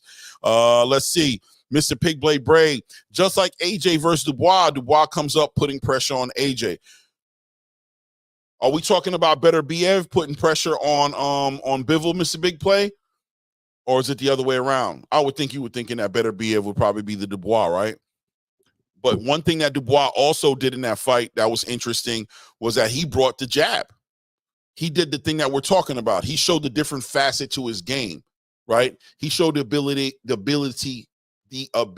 to dominate in a way people thought he was actually going to be weaker in. We were talking about Anthony Joshua's jab being the factor in that fight, but Daniel Dubois came and showed that no, mother, shut your mouth. My jab is something you need to pay attention to because my jab got bad intentions and I'm actually a better boxer than you, bro. Cerebral-wise, you were dealing with somebody who can compete with you on a cerebral level and you thought you weren't, to the point to where you walked up to me with your hands down. You didn't respect my ability to put punches together and get to that chin, and you paid the ultimate cost when you did that, right? Let's be honest. Let's be honest, right? It is what it is. So that's actually a great example. AJ and Dubois is a great example on the underdog, on the person who was slept on being able to step up in a way that people didn't expect him to do it. I think Beterbiev is going to do that. But also, Dimitri has an opportunity to do it, obviously, as well, and shows that he has some power.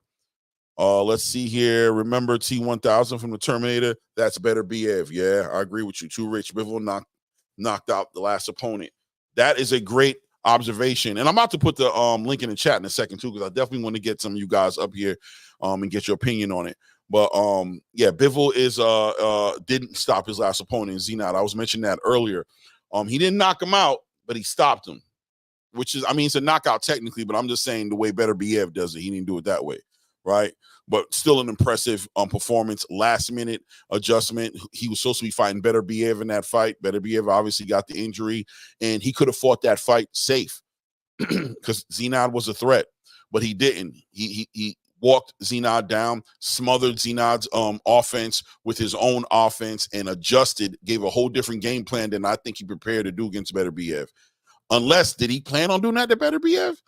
Is that the plan that Bivol is interested in doing? Does he plan on smothering Beterbiev? Is that even possible? Does he plan on defeating the offense of Beterbiev with a more superior offense? That might be crazy. I don't know. You guys let me know what you think in the chat. I'll leave it at that. But he did do that with Zenat, who I thought was going to be the offensive fighter in that fight. I thought Bivol was going to establish the distance and box him, and he didn't. He smothered the power and attacked. That was impressive. Let's see here. Let's cut down the list. Bivol's going to get tired of getting backed up. It's going to be like Tank versus Frank, just a matter of time. I could picture it. This bout is a slap in Canelo's face. Salute to these two warriors for giving us some of the realness and change. Are you talking about David Benavidez and David Morrell when you say that? Because I agree with you. That's what you're saying. 100%. Country Q25 in the building.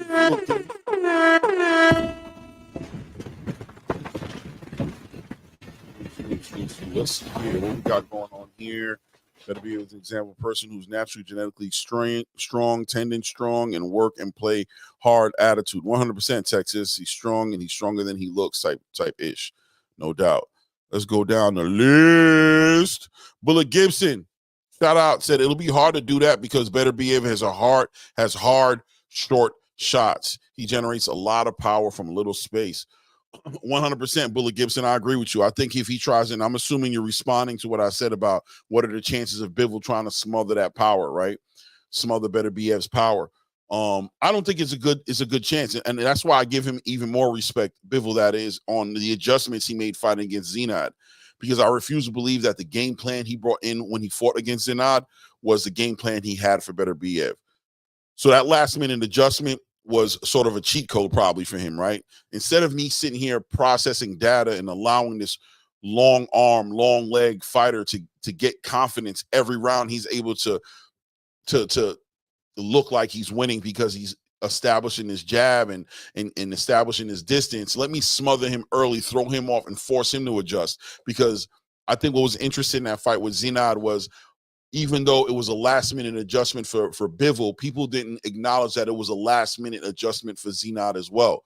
The Zenat tried to sell the idea that he'd been preparing to fight against Bivol and he was looking to fight Bivol years before that fight happened. But at the end of the day, the truth of the matter is you didn't prepare to fight Bivol that night. You didn't put a whole training camp to get ready for Bivol.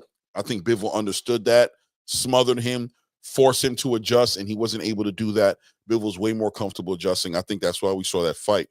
The fight he's going to do it with Beterbiev, we can argue that he's been preparing for Beterbiev for about a year now, right? Or damn near a year now. Let's say 6 to 9 months. He's been preparing to fight Beterbiev. The strategy's got to be in there. It's going to be an interesting fight. It's going to be an interesting fight. Let's see here. Here for boxing, I just don't think Bivol is strong enough to keep him off for long. Yeah, I think that's what a lot of people are saying as well. Long arm, long legs was almost a pause. Yeah, you're right, Flyer Frequency. You're right. That's a fact. That's a fact. I'm gonna put the link in there. I wanted to talk about this Liam Parro,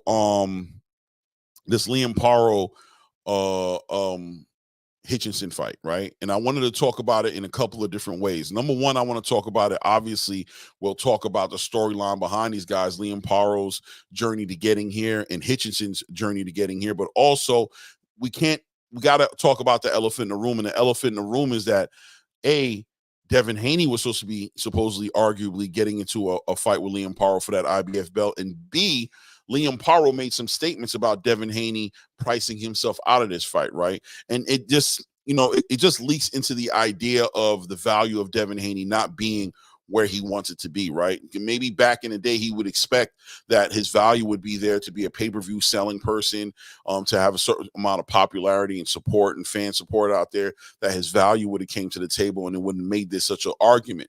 But it's not the same, is it? It's really not the same. At the end of the day, his value has been hurt based off of that interaction he had with Ryan Garcia and how it ended for him. It's hurt him, and he ended up having to walk away from that situation. Now, I still question Devin Haney's ability to be able to make 140 and be a strong fighter at 140, and especially fighting for an IBF belt and that rehydration clause. I question that. Really, I really did question that. But I think Devin Haney priced himself in a way where he questioned it as well, right? He did the same thing with Shakur Stevenson. He said, I'm trying to get out of 135. I'm having a hard time making this weight. If you're going to keep me down here, you got to make it worth my while. It just looks like the same thing might have happened with the Liam Parro situation, where the rehydration clause is going to be a pain in my ass. Cutting that weight and being healthy at that weight is going to be difficult for me. If I'm going to have to put myself through that, then I want the proper compensation, right? So pricing himself out supposedly in that fight, and that's according to Liam Parro, and it looks like Eddie Hearn kind of concurred on the way that looked out. Moving forward and just saying, okay, Devin is dealing with the lawsuit now, Ryan Garcia, and that's where he's at with it. Liam Parro, Richard Hitchins, what do we think of that fight right now? Let's be honest. The fight, I think, is going to be a real competitive fight. I think I'm giving Liam Parro the edge to win this fight because I think he's more naturally able to sit there at that 140 and fight that way. I think Hitchins has complained about the rehydration clause with the IBF.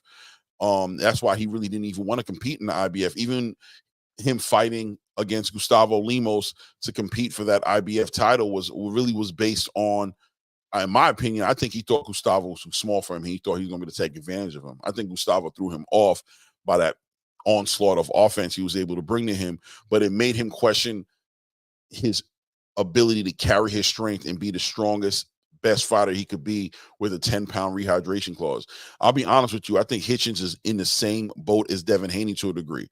I think his natural space where he's probably supposed to be in is probably going to be somewhere around 147. I think that's naturally more like where he should be at. I think Liam Parro is more naturally in his place. He's more like my mother would say, in his bowl of grease at 140. And I'm expecting a strong Liam Parro and potentially, a not so strong Richard Hitchinson, therefore moving around, trying to establish that space, trying to make things happening, being a poor man's version of Devin Haney in that fight. And I think Liam Parro probably could put him down. What do you guys think? Let's see here. Let me read here. My guy, Ross Clot in the building. Oh, yeah. Guy. I haven't seen him for a minute. Ross Scott. Actually, I saw Ross Scott this morning. That's not true, but still, it's been a long time since the chat. See him at night. Shout out to one of the intellects on the channel. I am going to throw the link out there. I'm hoping Ross Scott does pick up that link and we can build and catch up on some things that we were talking about today. Let me see here. Ross Scott, Rollo, Liam Parro is not better on paper or eye test. Please stop it. Liam Parro, Rollo, let's put it like this. On paper, Liam Parro is better than Africa. And the reason I say that is because he's stronger. He's not suffering from no issues from that rehydration clause. So if we're honest and we take into consideration everything, as far as boxing skill for skill, no, I don't think he's better than Africa. But I do believe that you have a more complete fighter at 140 than you do with Richard Hitchins. Richard Hitchins' last fight, he looked, if we pay attention to the weigh-in, he looked depleted. He looked like he was having a hard time with that weight cut. And I think he took that into consideration because after that fight that he had with Gustavo Lemos, it almost looked like Richard Hitchins was ready to walk away from his IBF mandatory. It looked like he was ready to walk away from it. He wasn't excited about fighting Subriel Matias. He didn't jump in there and said it in an exciting way that, listen, I can't wait to fight. I'm activating that mandatory. He said he had to go back to the drawing board, talk to his team, and see what the best fight was going to be and what the best decision was going to be. I think that weight cut hurt him. So going into this fight under those IBF rules with that rehydration clause, Liam Parro was strong against Subriel Matias. He wasn't worried about that. The way he fought was strong, staying on Subriel Matias, smothering him, taking a lot of shots from Subriel Matias in those latter rounds. He was able to weather that. Do we see Hitchinson able to weather that? I don't think so. And I don't think Hitchinson saw himself ready to weather that. And he literally was considering not competing for that belt. I think Liam Parro getting that belt is what motivated Richard Hitchinson to go ahead and take that fight. He thinks he can handle it now, right? But my question is, if the weight was an issue, in my opinion, going into the fight, Liam Parro has seen better competition at this point and is a more real, natural 140-pounder. I would compare that to, let's say, Tank Davis versus Devin Haney at 135, damn near, if that makes any sense. Devin Haney, people might want to say he's a better boxer in his own right. Maybe you want to say he has all these natural abilities, but him not being as strong of a fighter as he can be, him not being at his full strength, whereas Tank Davis is in his natural weight class where he's perfectly healthy, perfectly hydrated, right where he wants to be at, makes him a more dangerous fighter, makes him a more complete fighter in that sense. Let's see if that makes any sense. You know what I'm saying? We'll see how that turns out. But I agree with you. I think that Africa is a better boxer on paper. He is. But boxing isn't the only thing on the paper that we need to be looking at, right? Because I think that he's also a weaker fighter under the IBF rules. I think he's a weaker fighter going into that fight physically. Let's see here.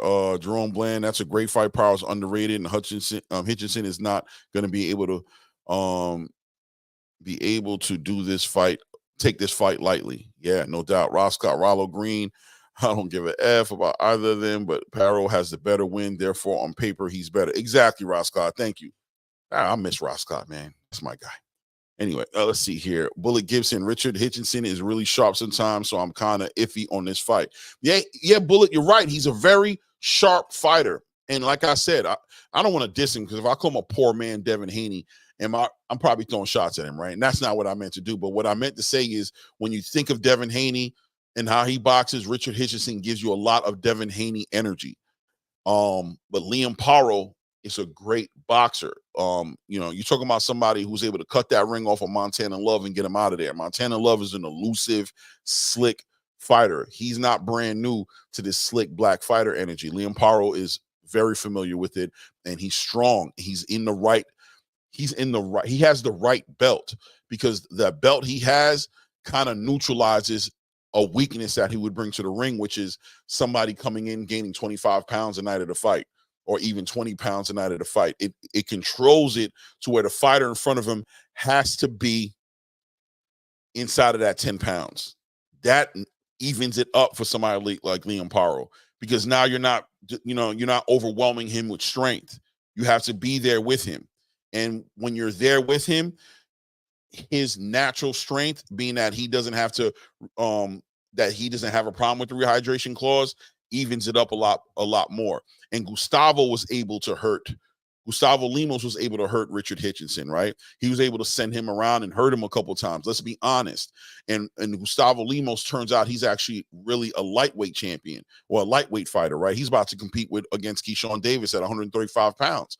So this 135 pounder who was naturally smaller than Richard Hitchinson was able to hurt him at 140 pounds and arguably beat him, according to a lot of people who saw that fight. So it's going to be interesting to see what's going on. I can't lie to you. Going into the fight, I have to give Liam Parro the benefit of the doubt. He gets the edge. I say it's a 60-40 fight at this point. I'm leaning towards Liam Parro. You know what I mean? You guys let me know. Yeah, Flyer Frequency said Parro is food, even to the Timu Devin Haney. We'll see, man. We'll see. I don't think Parro is there to be food, man. I think it's going to take a great fighter to get Parro off his square. Somebody like a Teofimo, maybe a Devin Haney. You know, I got to look in the division, but maybe one of the I don't know, even Gary Antoine Russell, I think would have a hard time with him, man. I think Parro is just fundamentally sound, man. He's not reckless, and he has the ability to hurt you, man. So you gotta be honest about it. Let's see here. Richard Hitchinson should lose just for having two last names. Shout out Bullet Gibson. I think Liam Parro has done sneaky tricks and experience. He sparred with Devin Haney for years, 100%. Jerome Bland, people sleeping on Parro, and he has pop too. Talk about it, Jerome. Talk about it. Let's see here. Likewise, Roscoe, for sure, man. Montana Love is ass. Here for Boxing said Parro did him filthy. For sure. Montana Love is not the best, but he's good at being slick and moving around, and he wasn't able to get away from Liam Parro. That's why I'm giving Liam Parro the props on that, like that element that Hitchinson brings to the table as far as his ability to be slick. You know, Liam Parro's shown that he can deal with a slick black fighter. He's shown he's able to do that. You know what I mean? Let's see here. Scrolling down so much. 9 fingers. If a box is Link Clay. Yeah, I'm about to throw it up. Lemos defeats. Definitely beat Hitchins. Bullet Gibson. See, Liam Parro is good for sure. Too rich. Hitchins has a good jab, but it didn't let his right hand go in the last fight. He couldn't because Lemos was smothering him. He couldn't let that right hand go because every time he tried to do something, Lemos was on that Mike Tyson, Esau Cruz / you know what I mean, style of fighting, and he kept it mid-range. And Richard Hitchinson's a long fighter, right? So the inability to go ahead and let that jab go and connect with him where he's more powerful, which is at the end of the jab, because Lemos was staying inside of him. That's why Richard Hitchinson was doing what in that fight? A whole lot of clinching, trying to do some dirty boxing on the inside, but was losing that because them Argentinian fighters don't play that. When they get on the inside, they got no problem staying inside that mid-range and letting those short uppercuts, overhand rights, hooks. They have no problem working that way. And Hitchinson got hurt a couple of times trying to let that right hand go, taking a chance, and what happened? Boop, right over the top. Boop, right up in the middle. Was hurting Hitchinson. And he ended up having to hold on to that boy for dear life, man. Let's be honest, right? Here for Boxing Rollo. What's up, my guy? Boxing Hacker. What up, bro? What up, Boxing Hacker? I didn't see you yet. Oh, there you are. What's good, Boxing Hacker? Yo, Boxing Hacker, I seen them treating you bad, man, on some other channels, man, talking you crazy, bro. But look, bro, I know where your mind's at, bro. I respect your mentality in boxing, man. I know it's hard outside trying to be truthful. Trying to be honest out here. It's not easy out here, bro. Salute to you and being a soldier, bro. Doing what you got to do. I appreciate you being on the channel tonight, man. Hanos Clan, Rollo Green saluting the Hanos Clan. My dog, what up? Over at here for boxing. Not only over there, but on other channels I saw him getting played with too. It is what it is. It is what it is. So those are the fights. There's other fights I could talk about as well. I'm gonna actually throw the link up because I'm dying to hear from you guys. I got some real great minds inside this chat, and I'm dying to hear opinions on this Beterbiev-Bivol fight. I'm dying to hear what you guys think about 126. I haven't heard from you guys and what you guys think about this Lamont Roach fight. And we could talk about the Hitchins fight as well. The Hitchins and fight as well. And definitely want to see what you guys think about this David Benavidez and David Morrell fight getting put together, man. I'm definitely trying to hear what y'all opinions are on that. Salute to my guy here for boxing. Yo, Guy. yo, man, I just got home from New York, man. I drove up for the Phillies game. They kicked our teeth out. Damn, they doing you like that. You should have known Yeah, better. What you want them Yankees or the no, Mets? I'm a Mets. I'm a Phillies Okay. and Mets in the playoffs. So I Right. drove. It was like an hour and a half drive. It was a good Right. drive. Right. No Horrible doubt. No game. doubt. So yo, I wanted to unpack something, right? So Mhm. like one of my special skills is pointing out hypocrisy. I'm really good at it Talk because about it. I listen to what people say Hmm. and I make a mental note and I wait for them to contradict it because I know it's coming. Right. And when they do, I'm on your ass. And that's I'll be all the names and all that, but whatever. We know how it go. So I want to draw parallels to Devin Haney and Errol Spence, Okay. two guys who lost their last fight. Hmm. Depending on who one person likes and one person hates, it's don't kick Errol while he's down. Errol's a good guy. Leave him alone. Back off of him. Leave him alone. And when it comes to Devin Haney, he's finished. He's a He's shot finished. fighter. He'll never fight again. And we constantly stomp on this kid every day. So I mean, my thing is, you got people who say shit like, "Oh, don't kick a guy while he's down. He's not your dog to kick." This, that, and the third. But Hmm. you literally do the same shit to Devin Haney that you fucking be ready to kill people over Errol Spence about. Right. And I'm just like, yo, like, where is the consistency in this logic that you apply? Because if we saying if you're a component of mental health and making sure that people not walking off the edge, we don't know what Devin's going through on a daily basis. Hmm. And constantly going on YouTube and seeing your name and all these hate videos that can do something to a person's mental. Hmm. So my thing is with all these dudes, man, when is enough enough, bro? Like when is enough enough? And it Well, seems like it's never going to be enough. But it's like, I'm yeah. not like Devin's big brother. I'm not Bill's homeboy or whatever. But I just be like, yo, like when is enough enough?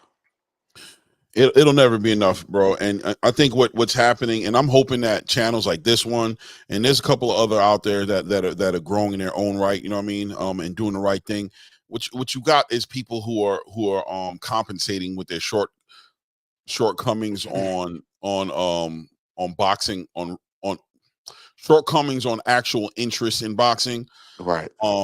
And what they're trying to do is isolate. They're isolating and they're staying on a topic. Their narrative is to stay in a safe space. Right. The It's safe it's what I space, it's what I know how to do. right? The safe space is Exactly. this is what I know, and as long as I can keep it inside of this box, I can have I'm authority here. safe. I'm safe. Yeah, I'm But it's safe like and I can present authority, right? I we can have present authority because I study this harder than all of you, because right, all of you right. guys are so busy watching all of this boxing. hmm I'm focusing all my energy in this space, and in this space, I can exude authority, and authority is the most important thing for me to keep my channel where it needs to be. I And cannot lose the authority, right. and what gets compensated for is the fact that the only thing that makes sense is this conversation. Hours and hours and hours of punching and hammering in something that doesn't even make sense anymore because information changes, facts change. Like you said, people like you are going to align things, bring things full circle, and then you're going to become the enemy and be And ridiculed for it. and what really Exactly. annoys me is other than the lack of power, Devin Haney can box his ass off. Mm-hmm. He didn't forget how to box because he took a bad beating from the hands of a cheater, which Mm-hmm. always seems to be left out of these conversations by the way that he cheated, or it's only he used this much. I don't care how much he used. It's a banned substance. It shouldn't be in Mm-hmm. your system. And off topic real fast, I heard these other two dudes, I ain't gonna call them names or nothing like that because I don't dislike them. Angry man, they get on my nerves a little bit, but whatever. Mm-hmm. They were trying to make jokes about cough syrup being on the banned substance list. Oh, I took cough syrup. I'm stronger now. I'm like, no, you fucking idiot. It's a masking agent. No, it's a masking agent. It's not. You don't take NyQuil to get strong. I'm not saying there's anything in NyQuil per Right. se. I don't want to slander them, but there could be a propriety in the NyQuil which will cover up. And that's why they say there's certain things you can't take, not because they're illegal. You can buy them out of Walmart, but they're masking agents. So the cough syrup is a masking agent. The alcohol, the weed, they were masking agents to hide what he was doing. And people keep saying he didn't have that much. And I did a little bit of research on the Ostarine. One of the things of Ostarine, a couple things that it does, it makes your voice deep. It makes your voice like raspier, deeper. Ryan's voice from Tank to Devin was two different voices. Like he went from sounding like a school kid to sounding like Jada Kiss overnight. And nobody talks about it.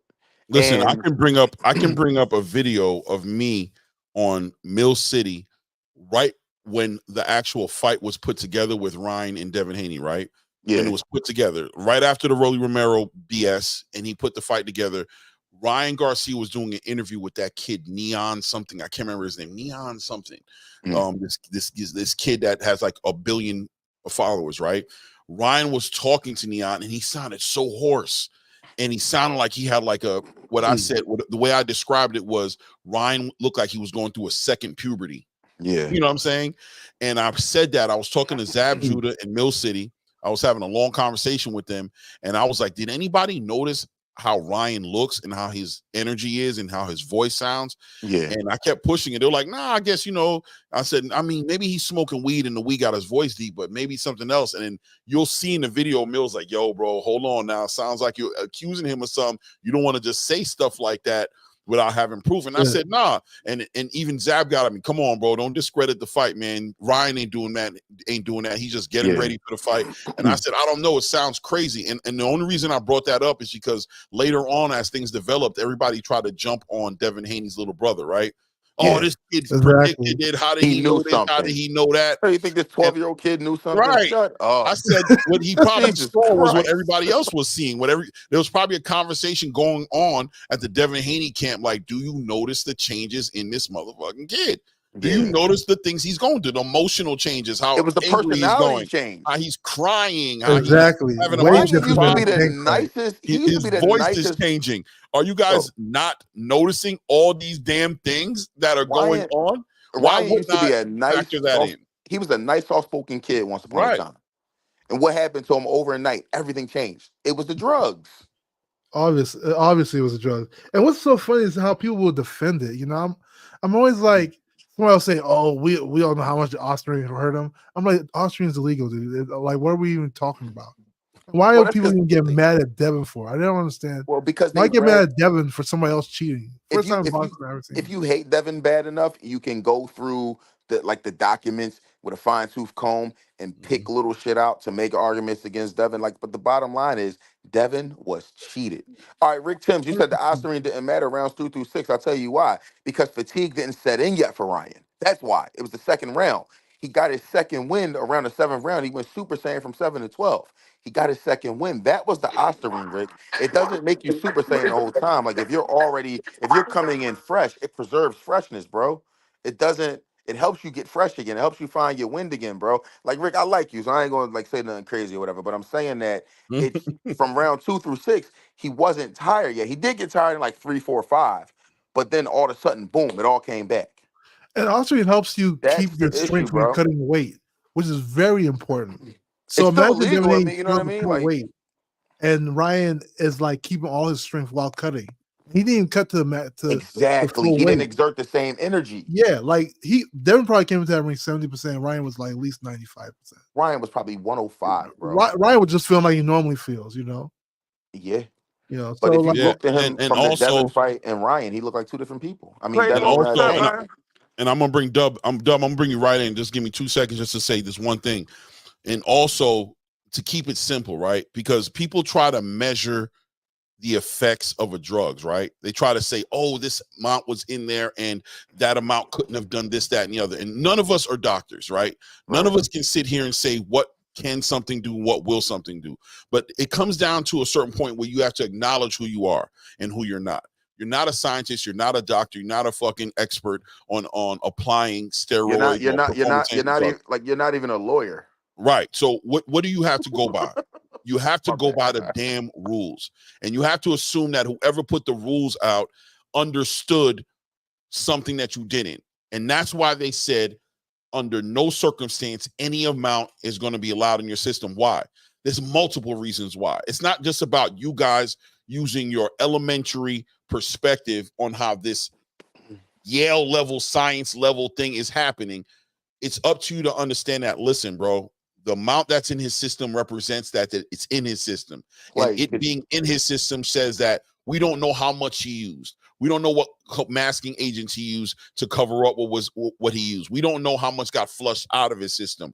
We don't know how long he's been using it because there's so many ways to mask the way these things look.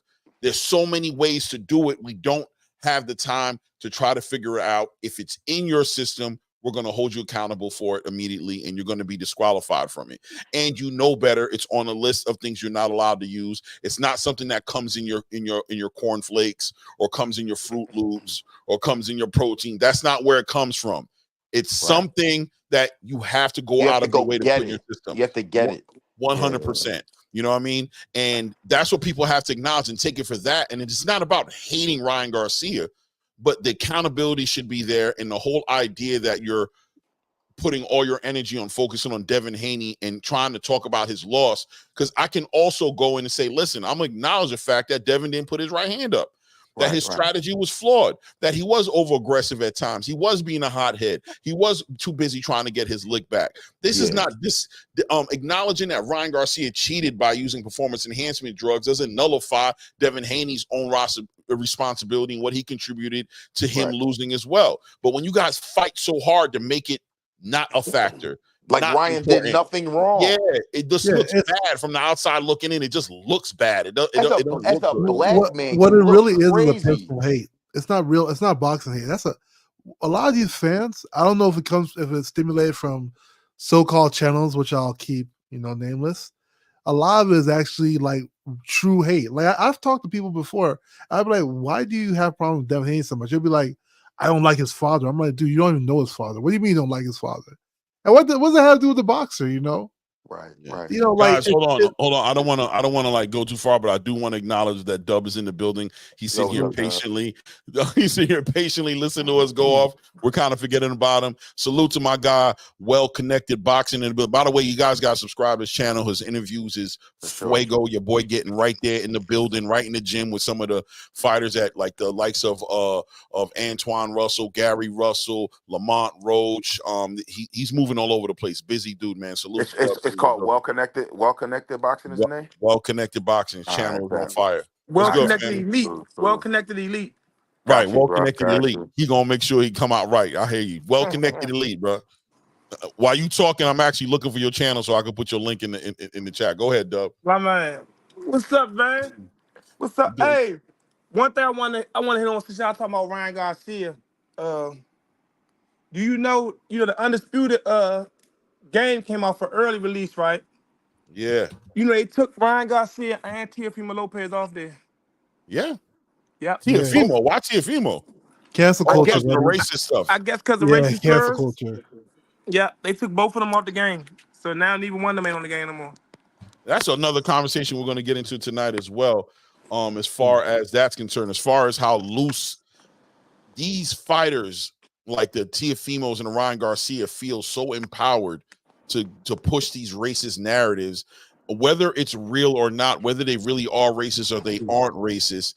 I'm going to tell you right now, the way we are with Devin Haney about this is part of what fuels these guys to feel the freedom to move the way 1,000%. they move.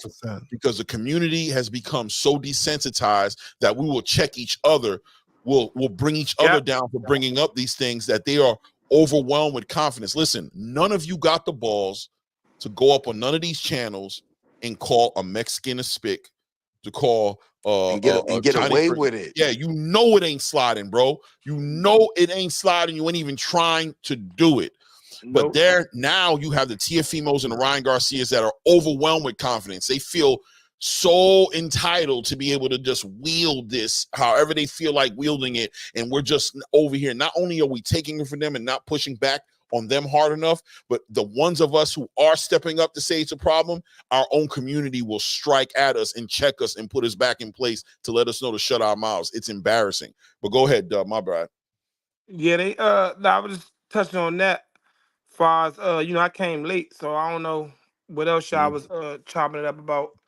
I see Bivol and Beterbiev on the on your thumbnail. Or whatever. Y'all already touched on that fight? I mean, we no, not really, not on it right now. We just was kind of talking about here for boxing, kind of set the narrative early that we were going to be talking about Devin and the narratives that get pushed between Errol Spence and Errol Spence will lose a fight. But I mean, look, that's personal stuff. I try to say like this: personal opinion. I get tired of debating people on their personal opinion. I like people to have their opinion and just be comfortable with my opinion as far as me having it.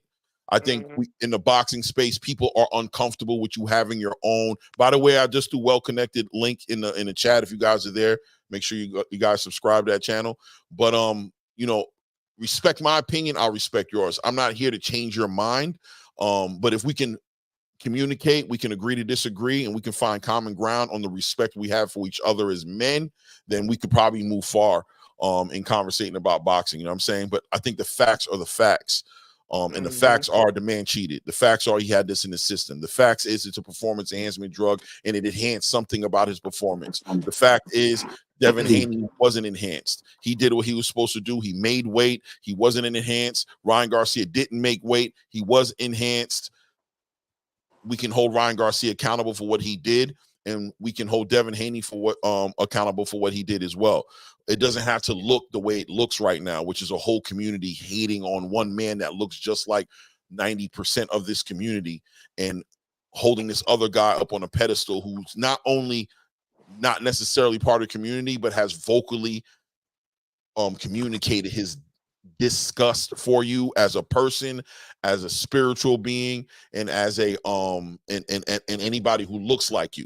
He has communicated in a verbal way, right? So that alone, I think pride in yourself and in your children that you're raising and in your mother and your father that you're representing would have a line in the sand at some point drawn to what you're willing to do and what you're not willing to do off the strength of that alone. It is what it is. Clay, could you imagine, just imagine if this was Terrence Crawford with Ostarine in his system who beat Errol Spence? Could you imagine if it was just a billionth of a gram that he probably took by mistake? Those They EJ fans accused lose their minds, him of buddy. taking steroids, remember? No, they know what I'm saying. Boxing Hacker and Clay know what I'm saying. Could you Yeah, they imagine would if it was lose their Errol minds. Spence who Yeah, was a victim of no doubt. Ostarine? If it was Devin who took the Austrian and not Ryan, they would. Oh crucify. man, They would say Devin should get the electric chair, man.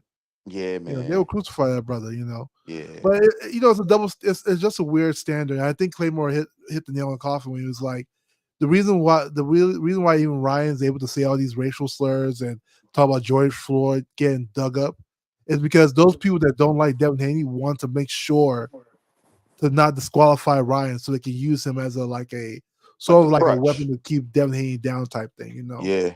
That's what it really boils down to, you know. And then shout out to Cornelius Bennett in the chat. Brother, respectfully, this is shit I'm talking about. You know what I'm saying? Tank didn't even come up in the conversation, right? Nobody even mentioned Tank's name, but I just want to expose you to yourself to see how triggered you are, right? You're so triggered that what you heard in us holding Ryan Garcia accountable, right, for what's going on, what you heard was Tank should be brought up and that we don't do nothing for Tank. So you're admitting that in defense of Tank, you down Devin Haney and accept what Ryan Garcia is saying. So I want to be clear and break it down for you so you can just understand, right? Ryan Garcia did something to Devin in the spirit of hurting Devin, or in what you're saying, defending Tank.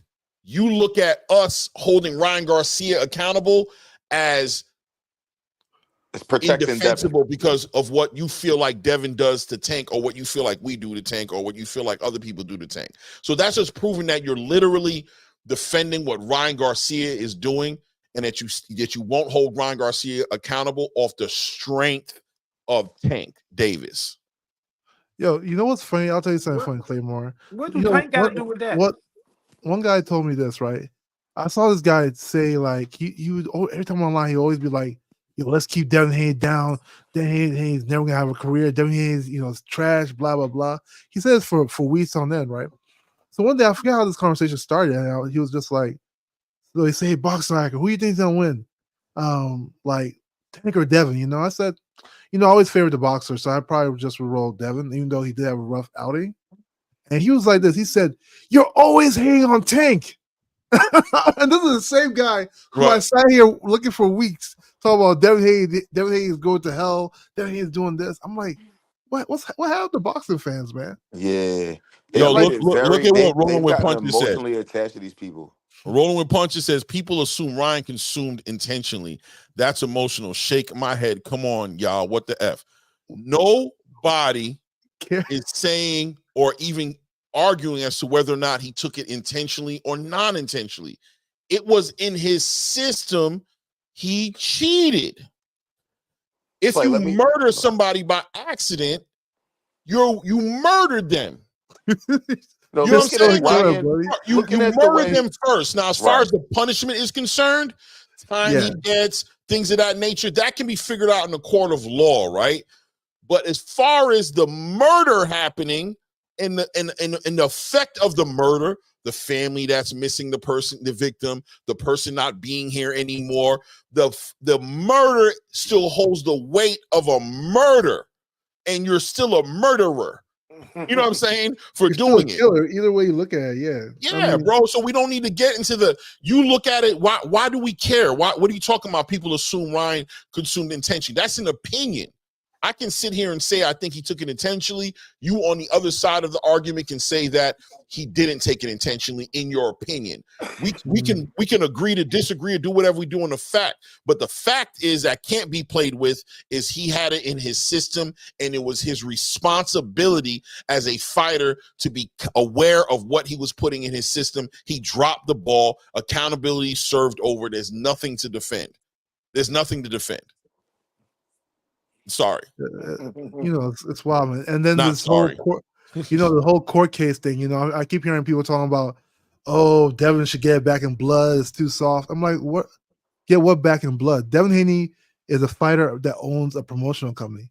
He is a business as well, So if you felt like your business took damages off a bad deal, of course you're gonna sue. Sorry about that, Friggin. Most people will sue if they feel like their business took damages. It's more than just get it back in blood. That's not even a real. What does that even mean? Like, what exactly are you getting back in blood? But you might be new to this. With that one now. I don't agree with the lawsuit thing. I was agreeing with y'all all the way up to that part right there. That right there, I feel like now as far as him getting back in blood, like they not in the streets, so but still like taking him to court about it, that kind of look bad on him, man. Man, you hear it looks bad on him, Dub, and I agree with you. It does look bad on him because in the boxing community, it's a warrior community. It's a get it back in blood community, fighting. It's almost street level code type of community, but the reality is that there's two parts of boxing. We understand it. There's the prize fighting business aspect of boxing, and then there's the other half that happens in the ring. And what's happening right now is the prize fighting business aspect of boxing. Exactly. And it's really none of our business as far as crucifying Devin, because at the end of the day, it's his business that's been affected. It's his money that's been affected. It's his option that's there to recoup and be compensated in a way that he hasn't been able to do, because fights like what you see happen with Liam Parro, where they're saying he priced himself out of that. Maybe before the Ryan Garcia fight, it wouldn't have been him pricing himself out. It would have been him getting the money because he attracts a certain amount of attention, or his record, or whatever it is that's affected. The business has been affected for him as a prize fighter. So he's suing, and that's business. That's not street shit. That's not a crime that was done with somebody else and you're turning on him. You know what I'm saying? After you did the crime with him, this is bad business, breaching of contracts and agreements, responsibility, accountability that may translate into financial compensation. It's court work. It's work in the courtroom. You know what I'm saying? And to solidify that, it's DHP Promotions that's suing. It's not Devin Haney. It's a promotional company that's suing. So but look, Floyd sued Vargas though. Floyd sued Vargas. Ain't nobody had no bad blood about that. You said it's DHP the DHP Promotions that's suing, but yes, DHP Promotions that's a sole proprietorship. That means he's still the owner, so he's still suing. It's not like it's an enterprise where it's multiple. Let me say something. It's not like it's an enterprise where it's multiple companies and they're all suing. That DHP Promotions either a sole proprietorship or a partnership. Either way, it's still him, either him or his father or the owner of the business of the promotional company is actually suing him. It's not like it's multiple corporations under this enterprise and they all Right, suing it's him. an LLC. But So, look, Floyd himself sued Vargas though. You don't yes, agree with that? so many He people. sued, he sued John Vargas Reed sued James Toney over steroids. Nobody called listen, that guy anything. You know, like let's No, keep it no, real. This but is the problem. we I'm didn't saying what the get past the problem is. Floyd thing though. Floyd sued Vargas for that headbutt. Was he soft for that?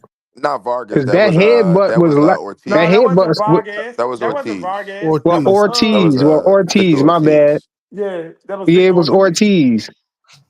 But You know, still, we he get sued Ortiz though for a headbutt. That headbutt was light compared to this Osterine situation. look. Don't Let you me get think? Floyd this in won real that fight fast. and still sued him. He won it and They sued him. they tell us that boxing. I've heard from some people that boxing is a business first, It don't make until it comes to Devin Haney. Now it's get it back in blood. No, it's a Exactly. business first. Devin Haney is not just a boxer; he's a business. And listen, the business comes before the fight. I don't So know. I Yo, got to handle this hold on, business. You got to y'all. pay. Hold on I'm though. telling you, I heard somebody on another panel though. They asked the question if Ryan Garcia got clean, like Bill was asking them to do, and him and Devin Haney fought, and he happened to win that fight. Do that prove that Ryan Garcia didn't cheat? Absolutely not. And That's they why I said, said, Hell yeah. no. They said, hell yeah, though. no. And I was just Hell sitting no. back like, yo, man, it's crazy. No, You it see, that's what I'm doesn't. saying. That's why I said, what does it mean to get something back in blood? That's First off, why he you only shouldn't know even the fight him. fighter. Devin Haney is still the same person from the first fight to the It's second just fight. trying to hold Devin Haney to the Yeah. strictest standards while letting other fighters just do whatever they Oh, want all willy nilly. 100%. 100%. And at the end of the day, people are different from fight to fight. So you there's nothing to get back in blood. If you feel like you lost money or anything, you should, of course, why not take it to court? A lot Yeah, of us would because take our jobs to and court if we could. the purse bid is kind of proof of that. The purse bid, the public ridicule, this is all proof of. Man, Like it's I've never crazy. seen the cheater turn into the fucking criminal. I mean, I'm sorry, the And victim. The victim is the criminal here. Parro It's too. Yeah, crazy the to me, Parro man. situation proves it too. Parro That talking will about he whip priced himself out. Leanne Parro's ass. Yeah, listen, man. At the end of the day, you know, Devin Haney's choice as a business, his business has a right to recoup if they feel like they've lost. These are the elements to a successful business, is not sitting here and leaving money on the floor. You know, I don't want to bring up like Donald Trump or the big business people who probably do this every single day, but friends sue each other in the business world, and they're friends afterwards. Their companies get at each other, their lawyers get at each other, to negotiate, they make things happen. Money's is transferred where it's supposed to be transferred. This is just every day. We don't know that Devin Haney and Ryan Garcia ain't sitting there laughing on the phone like, whatever, bro, when we gonna fight? We don't even know, because we looking at it as something personal, and maybe it is personal, but more importantly, more than personal, it's just business. It's an opportunity that somebody, a lawyer of Devin Haney, Bill Haney, said to them they thought they legitimately had a chance at getting. They made a decision as a company to go for it. And maybe they'll get it, maybe they won't get it. This doesn't get in the way of a fight happening, though. Clearly, Ryan Garcia has said, listen, bro, in spite of the lawsuit going on, he says, I'm getting ready. I'm ready. I'm willing to fight Devin Haney. Boom. That shows you how Ryan Garcia feels about the lawsuit. You know what I'm saying? And Devin Haney, in turn, you know what I'm saying? Bill Haney seems to be communicating the same thing, that he's willing to make the fight happen. So no matter what anybody wants to think from the outside looking in about how right or not right this lawsuit is, the two people involved in it don't seem to be letting this affect their boxing and their ability to fight each other. It is what it is. You know what I'm saying? It's probably just above our pay grade, guys. Let's just be honest, right? We just don't know all the elements here, but we should be able to respect people in business doing what they got to do to each other. I want to jump into some other conversation if y'all are comfortable with that. We've got I was gonna say I hopped up here to be a part of Ryan Garcia being held accountable, but I did want to know about that Undisputed game though. Y'all mentioned it, then y'all went past it. When that John come out again? It come out on the 11th. On the 11th. Nah, I haven't got it yet. I'm still playing I got it Black now. Myth Wukong. If you pre-ordered it, you got it today. You got it. Oh, you got it already? Yeah, I got it. Is it good? Do they got Shakur in there? Nah, but listen, the thing about it though is it's gonna be a lot more fighters. All right, so everybody that got the early release, the pre-order on there, it's like it's a section on there that says like PlayStation Store, and it's on the bottom it says buy fighters, right? So it's gonna be fighters that they're gonna add on there that you won't have to buy. And it's another thing that says download fighters, but it's not available right now. So I guess October 11th on the regular release date, it's gonna be available. But for the people that pre-ordered it and got it now, that option not available for you yet. I was gonna say it sounds like nobody ain't on it. You don't got Devin on it. You don't got Tank on it. It's not, you got like it's like I counted. It's 77 fighters on it. It's more. No, I mean, but of this era, is it any of the current fighters on it? Okay, you have Kell Brooks, you have Sean Porter retired now, but you have Sean Porter, you got Bam Rodriguez. Hold up. You got Bam, but you ain't got. They got Monster Inoue in there. Man, so it said on the pre-order thing that Inoue is supposed to be on there, but it's not on there. He not on it. So I guess on October 11th. I mean, Inoue is like a video game character anyway, so yeah, I guess October 11th you will be able to buy that game. It says on the directions and stuff. It says that you won't be able to buy fighters, like I say, purchase fighters. So a lot of fighters they're gonna put on there October 11th. You gotta buy them. But the ones that actually come on the game, you got it's Tyson Fury.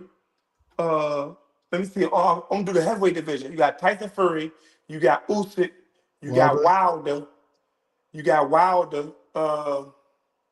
You got They got Dillian White on there. Nah, he not on there. So wait, are the characters close to the actual fighters? Like, can you like when you play a game, do you feel like you're Wilder? If you ever play Fight Night, right? Yeah. This game is way better than Fight Night. Like, so the characters are like the actual fighters. Like I heard this is the best combat game. So this is the thing I don't like, right? The only thing I don't like. All right, so they got 3 different Terrence Crawfords on there, right? They got a middleweight Terrence Crawford, a welterweight Terrence Crawford, and a lightweight Terrence Crawford. So if you play, I played online. Like I'm 5-0 online. I lost the computer earlier on the regular, but I'm 5-0 online. But online, so if you fight with the Bud, the lightweight Bud, right? I'm fighting dudes that's way smaller than him. So it's like, you know what I'm saying? Like you fighting with Bud at lightweight, but he's still way bigger than like Lomachenko and all them. Like Lomachenko on there. But Lomachenko way smaller. The dude fought me with Lomachenko, he's way smaller than Bud. You can make up characters though. You could make up characters. You can do career mode on there already. So when you so you could just make up a Shakur though. Just put his feet on 99. Put his punching power on like 12. You're a hater, Fleetwood. You know what's the God talk? They asked Shakur was he gonna be on there. He said he was gonna be on there, but he just ain't gonna be on the early release. Clarissa Shields on it, man. Blessings to that sister, man. So I guess you'll be able to buy them once you could buy the fighters. Because you could buy, it say you could purchase fighters on there. But they got Lomachenko, can you do like angle moves and shit? Like, can you go angles? Yeah, that's one thing I like about it, right? So when I lost the computer, I was beating the computer like every round. In the 5th round, I dropped the computer like twice. In the 5th round, he did like a little, you know how like say when you roll up under the punch and you kind of like slip to the side, like take an angle. You know what I'm saying? Like say somebody throw a hook and you roll up under the hook. But you kind of like pivot to the side of them. You understand what I'm saying? Like, oh, I see. So yeah, so like how Lomachenko did that to somebody. That's cool. So they do try to mimic moves. Yeah, I know AJ on there. They better not give him no chin, man. They'll pick Austrian in the game, you know. Oh no! Ain't no it's an unlockable character.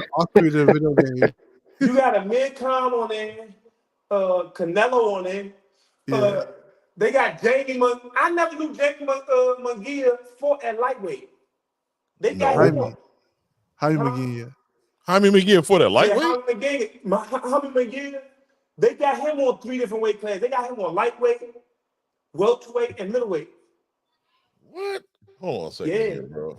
That He on lightweight on it too. Yeah, I don't think he fought at lightweight. The maker probably wasn't following boxing that close. yeah, bro. That sounds like a farce. They got him on light. Look at that and see if he's for lightweight, but they got him on lightweight too. They got him on lightweight, middleweight.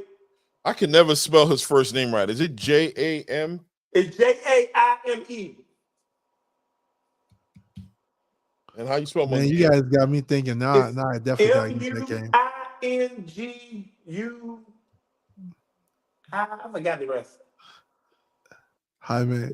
Yeah, his name was Jamie though. I'll find it. MUNGUIA. When you said Jamie, I said what? AJ got like an 8 for chin on it it. was his last name. It was his last name that I was messing up. It was his last name. Hey, facts to Rick Timms, man. Being Mike Tyson, bro, Mike Tyson dude fought down at he fought crazy, as low as damn, bro. He's fought as low as 139 pounds, bro. That's crazy. That's a big 139. Yo, bro. He's fought one fight. Most of his fights he fought. I mean, he fought a lot of 140 pounds. 139 junior welterweight though. That's junior welterweight. Right, but he ain't never fought in no lightweight. I'm telling you, according to his record, maybe he fought in his amateur. Let me check out his amateur. I don't know, but we only have his professional record here. It is what it is. But Rick Timms, we used to put it in the code to skip right to Mike Tyson, man.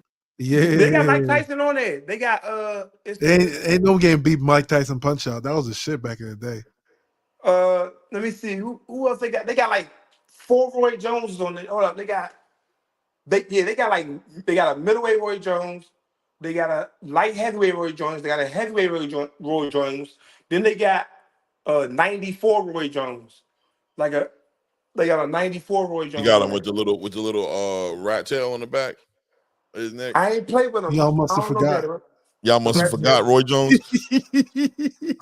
That'd be an official one. But look, I want to get back into the boxing, man. The video game is official and exciting and everything like that. But I definitely want to get the panel's opinion on certain fights before we disconnect. First of all, I want to go on the David Benavidez, David Morrell fight. What do you guys think about that? I mean, and listen, the fight itself is competitive. We know we're expecting the competitive fight. I'm sure everybody has their opinion on who they think is going to win the fight. But what did you think about the way David Benavidez carried it, as far as him, making the fight happen himself, him being vocal in his own career? And I'm gonna bring it full circle.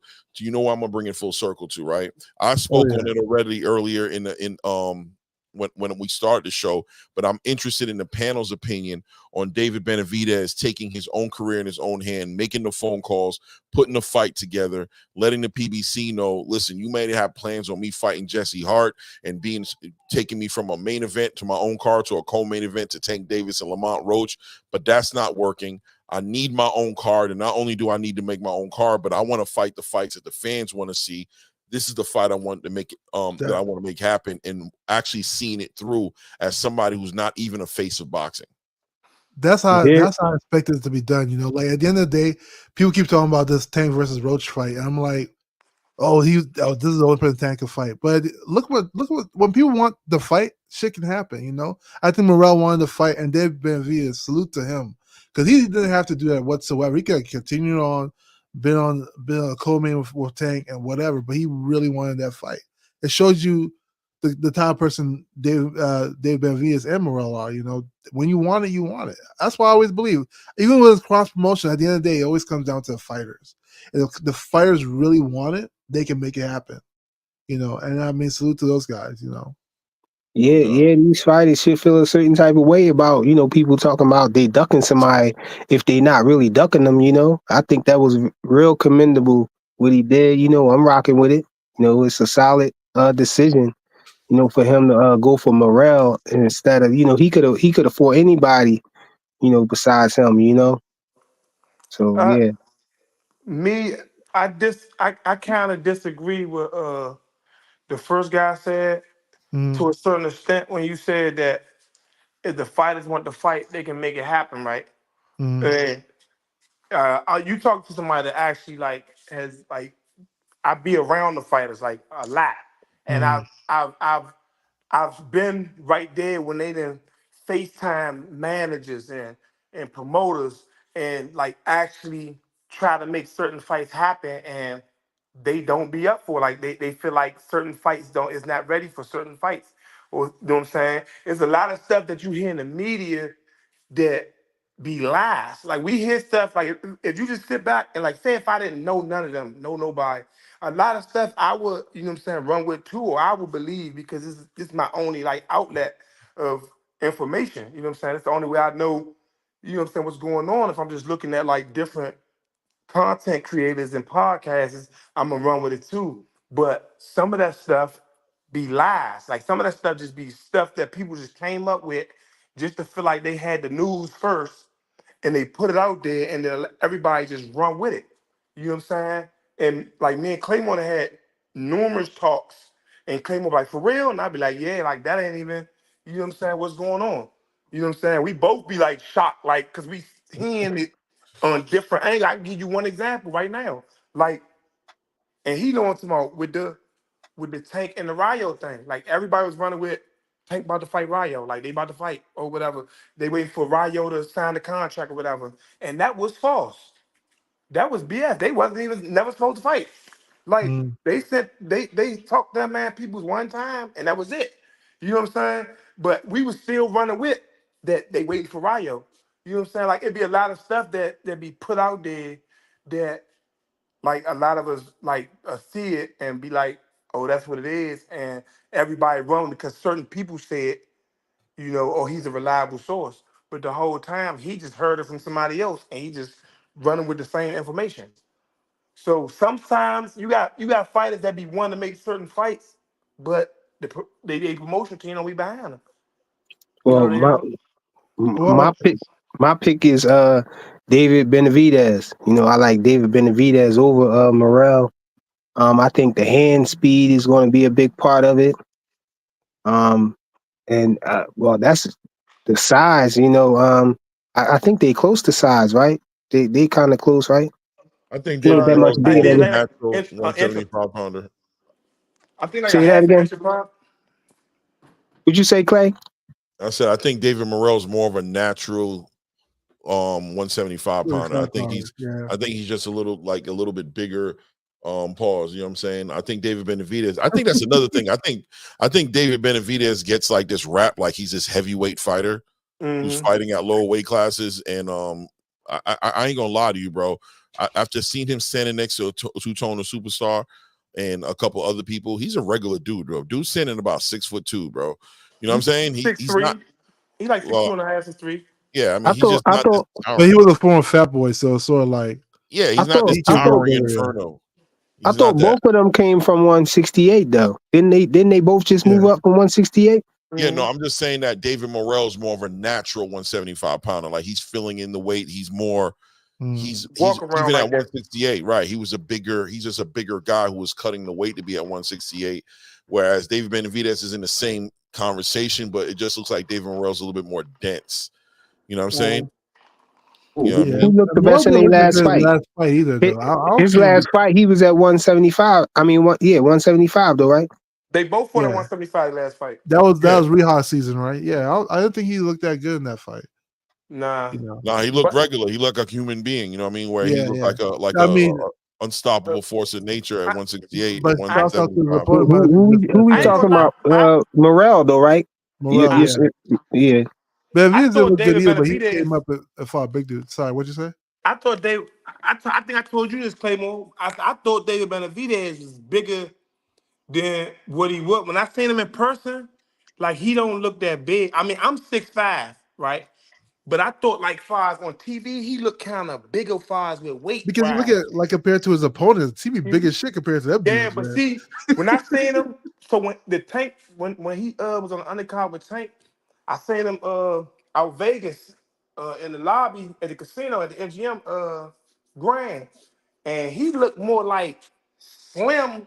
Tall. He looked tall, but he looked kind of slim. He didn't look big. Like when he boxing, when I see him on TV, he looked kind of big a little bit, but in person, he looked kind of slim. He just looked tall, you know what I'm saying? But he looked kind of He slim. looks sort of normal, right? He didn't look like that Yeah, he ominous looked like. figure. Yeah, I I'm can trying to see think of that. somebody I could pay him. Yeah, he's bigger than his opponents, but He's I bigger think than his opponent. I That's think what it really is. at 175 he's not. You know what I mean? When he fought against Bosnick, he wasn't bigger than Bosnick. You know what I'm saying? And he's going to be more, he's going to be more of a regular guy as far as size is concerned. Pause at 175. So it's going to be interesting to see it come together. I wonder how his handspeed is going to fare with a taller fighter too. Yeah, because it's different when you punch down versus when you're punching up a little bit. 100%. Yeah, it'll be interesting to see how that works. Bullet said he lost a lot of weight. He said he used to be bigger.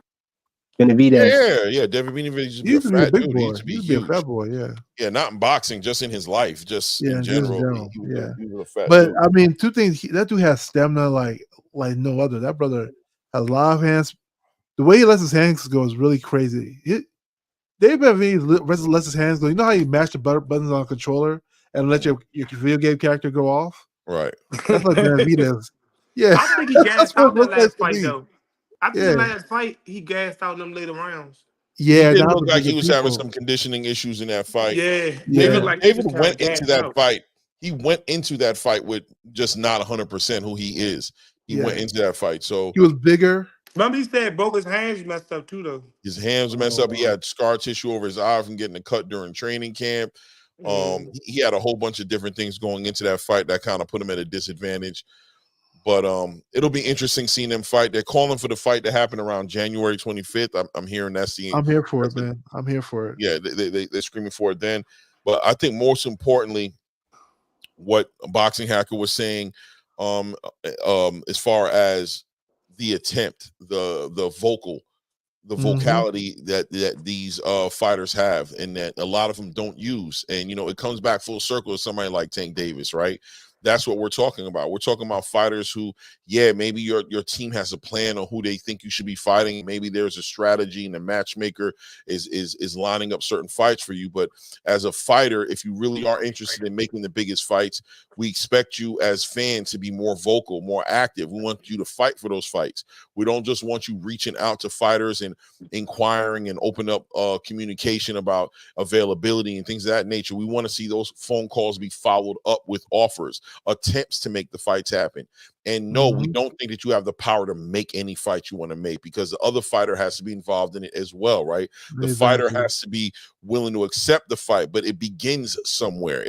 Any negotiation starts somewhere. And when it comes to these boxing conversations and the negotiation tactics that are used in opening a line of communication to negotiate a fight, it starts with the A side. The A side puts out the offer. They put out what they're willing to do. They're the ones who bring the money to the table. They bring the ability to make the fight to the table, and then it's the B side offer to react accordingly to what the A side is bringing to the table. And we want that from a Tank Davis, obviously, when it comes to making these big fights. I think we all, for the most part, understand that if he's going to fight Shakur, if he's going to fight Teofimo, if he's going to fight Lomachenko, if he's going to fight Devin, whoever he decides to fight, it's going to be more than likely initiated by him. Nobody's waiting for the B side to send an offer, right? Especially from a fan point of view, especially when your team, I got you, I'm doing it right now, Ross Scott, especially when your team, is communicated with the boxing space that nobody has anything to offer you, that it's on you. You know what I mean? That you can't offer my fighter nothing. He's the A side. He's going to tell you where the fight's going to be. He's going to tell you what the offer is going to be, and it's up to you to accept the offer. Well, okay, then. We had to hear that. We all took our medicine. We got humble because we thought that here we thinking that Devin Haney can make an offer or Shakur can make an offer if there's something on the table. But you've made clear that those dudes need to stay in their lane and that they got nothing to offer. So now we're looking at you to make it happen.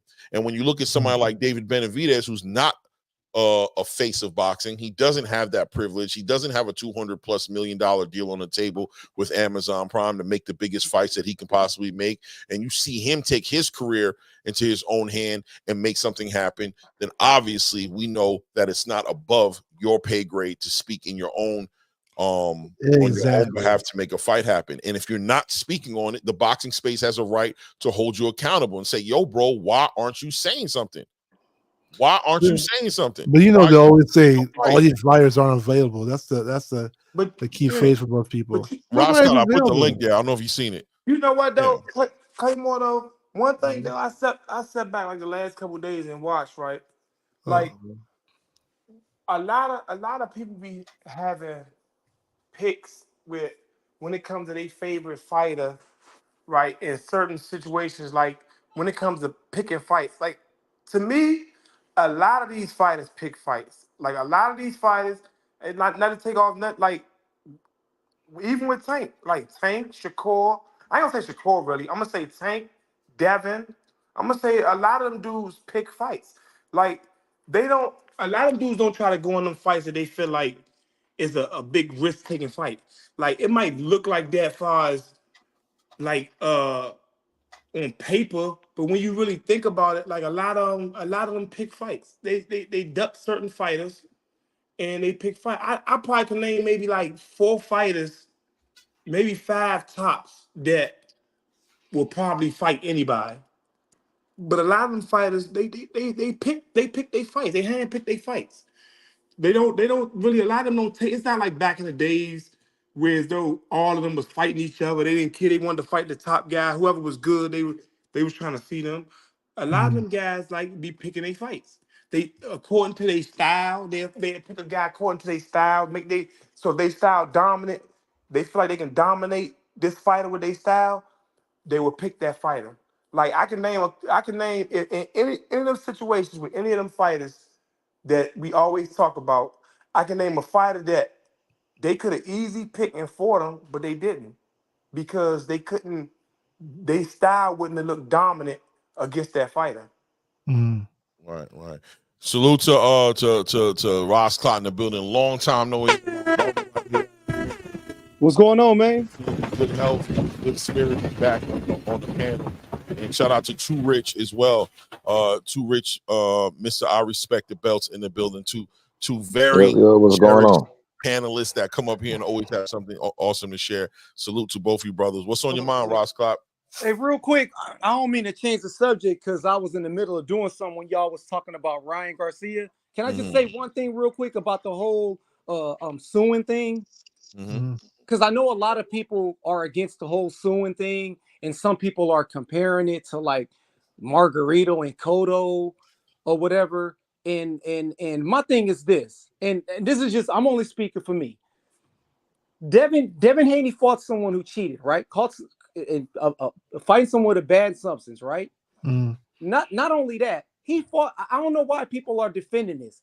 Not only that, this dude was happy that George Floyd got murdered by a police officer, says the N-word on tweets, online, was very racist, said disrespectful things about African-American people. Why do people care that he's getting sued by Devin Haney? Why? Especially all you brothers out there and you sisters out there who's like, oh, he should go in there and fight. Yeah, he should go in there and fight Ryan Garcia. But him suing him is justified. Make it miserable for him as a boxer. Make it miserable for Ryan Garcia to come back into fighting. Make it miserable for him to be focused on boxing because he made it miserable for Devin Haney on there fighting with a bad substance. I don't understand why everybody's like, oh, it's some sucker this. He's suing him and he should go in there and fight him. Yeah, I agree. He should fight Ryan Garcia. But let's not forget all the heinous things that Ryan Garcia said about African-American people, about some of y'all mothers out there, y'all fathers out there, y'all brothers and y'all sisters out there. He's talking about y'all people, our people. So all this, oh, he shouldn't be suing them. Forget all that. Forget Ryan. Why are people defending that? Why? The guy is a racist. He was cheating. He needs to get sued. Make it hard for him. That's all I got to say about that. Facts. And even to add something to that, I said before, like, when people talk about Margarito and Cotto, people have to remember Cotto didn't catch Margarito cheating. I don't know why people have this thing about Cotto. Yeah, Cotto never called Margarito cheating. The person who called Margarito cheating was the brother Nassim Richardson in the Shane Mosley fight. Exactly. Cotto even said himself that the reason why he lost was because he got tired.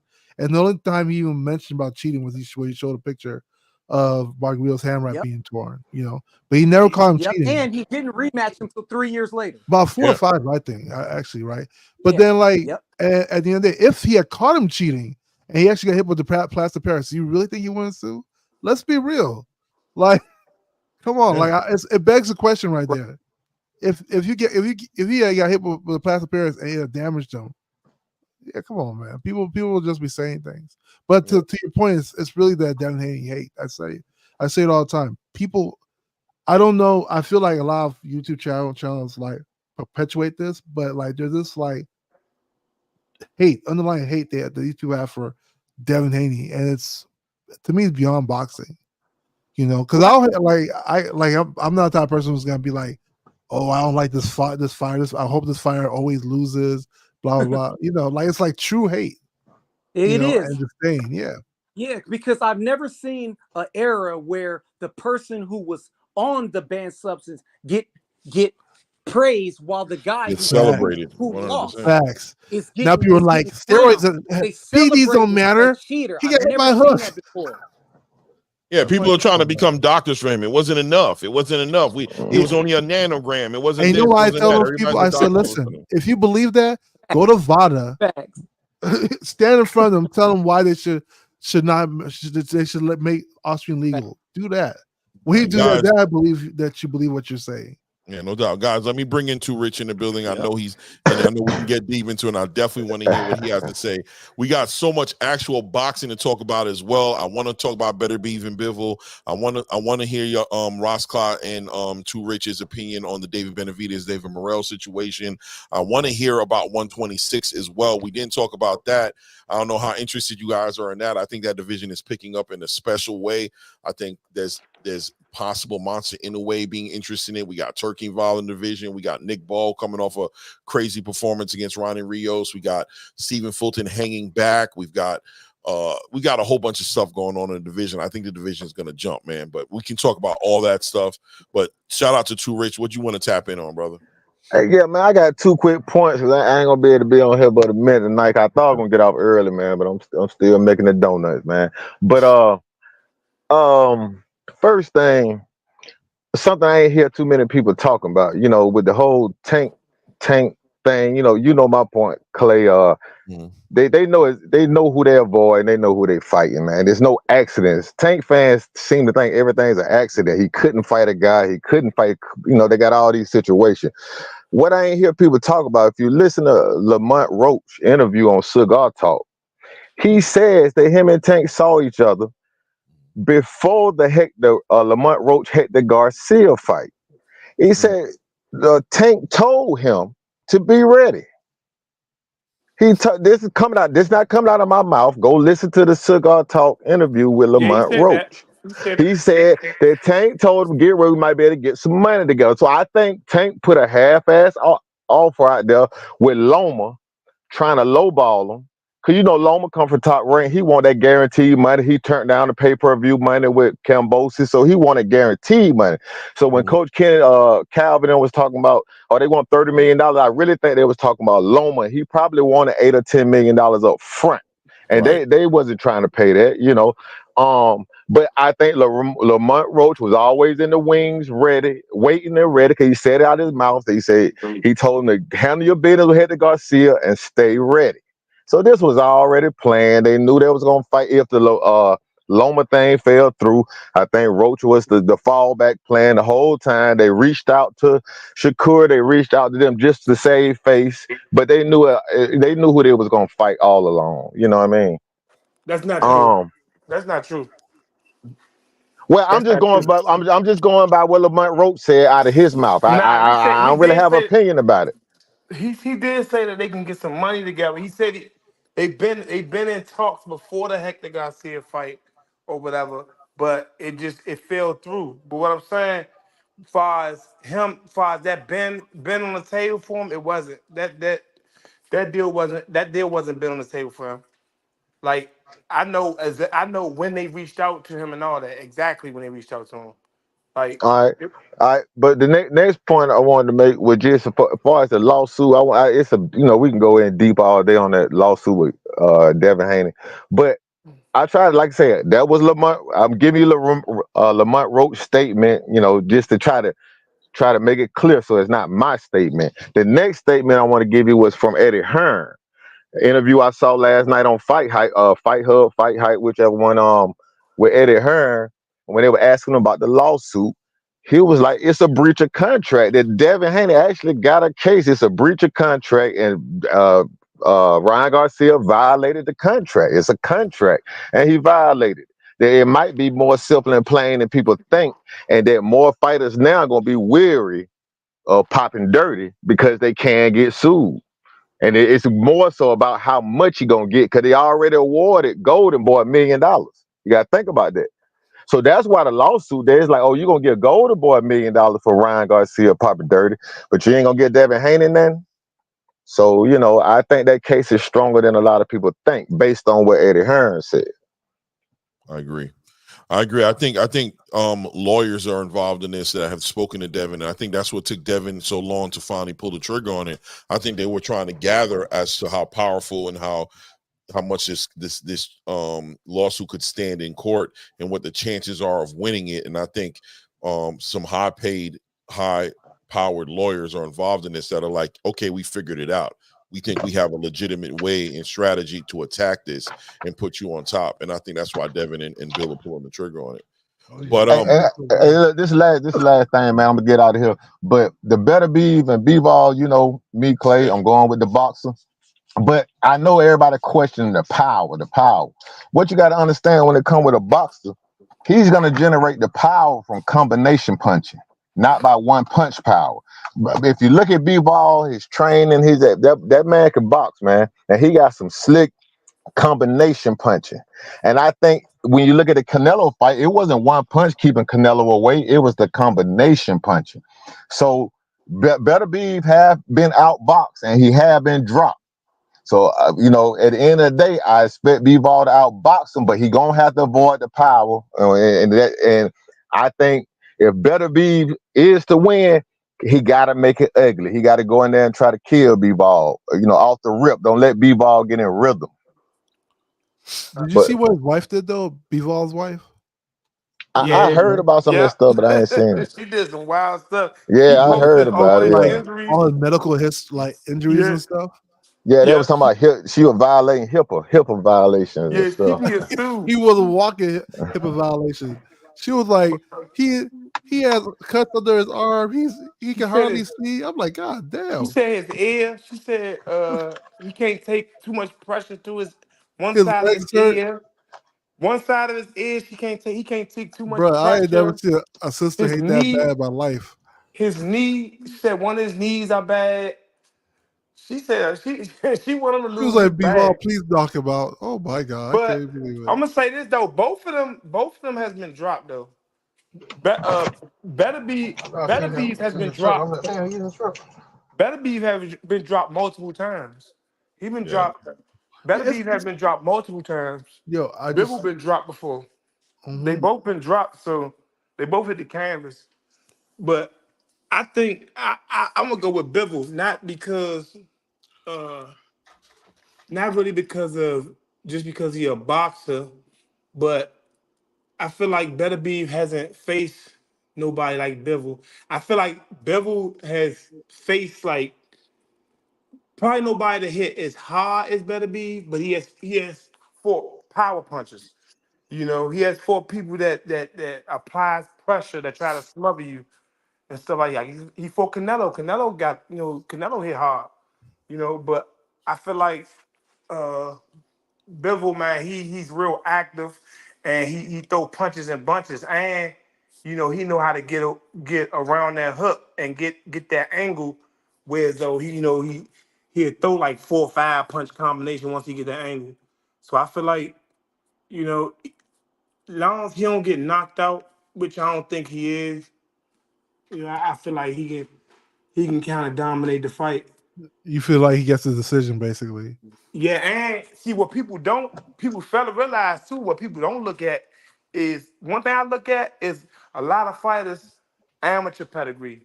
Like I look at they amateur background too. And Bivol won he's 265-5 as an amateur. See, people don't talk about that. Impressive. He was 265-5 as an amateur, and he's undefeated as a pro. And his 5 losses as an amateur came in the early parts of his amateur career. Beterbiev had a good amateur career too, but he had think he had like 11 or 17 losses, something like that. He had something like that, but I know He lost to Usyk a couple times. I remember that, right? he lost to Usyk. Yeah, he lost to him a couple times. Yeah, he lost to Usyk a couple times. One time he supposed to won, but he lost to Usyk a couple times. Yeah. But I just feel like Bivol kind of different. Like I think Beterbiev probably the hardest hitting puncher probably in boxing right now. But I think that Bivol, man, he just too active. He move around too much. Like he know how to keep that distance. He know his distance where he can hit you from, and he know how to throw punches around the guard. Like he know how to connect that hook around the guard too. So, what's up with Rod's Clock, man? I'm dying to hear his opinion on this. If he's following this, he's following this fight, what do you think?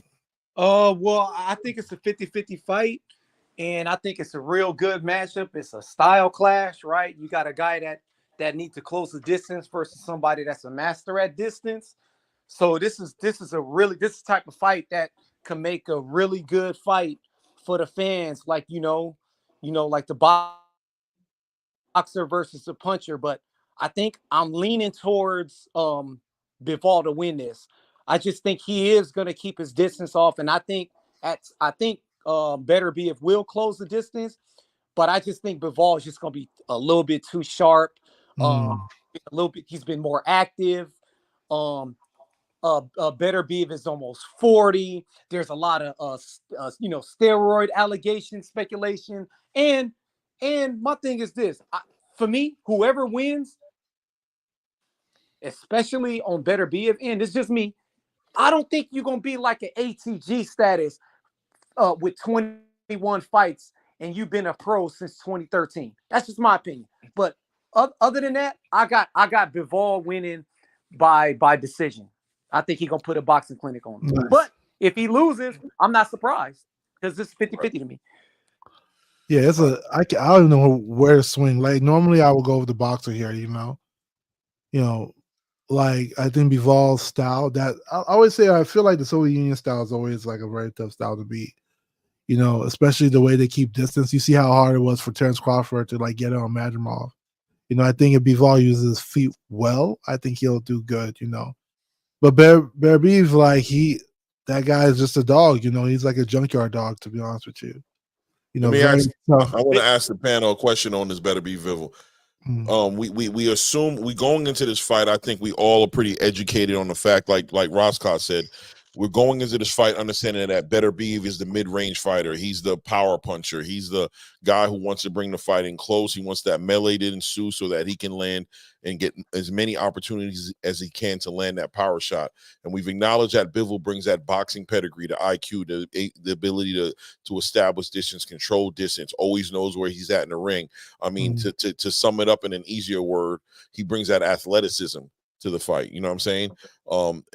And we're assuming, but what happens when Beterbiev is able, if he's able, because I'm thinking this is, if you notice, shout out to the thumbnail, cerebral is what I put on the thumbnail.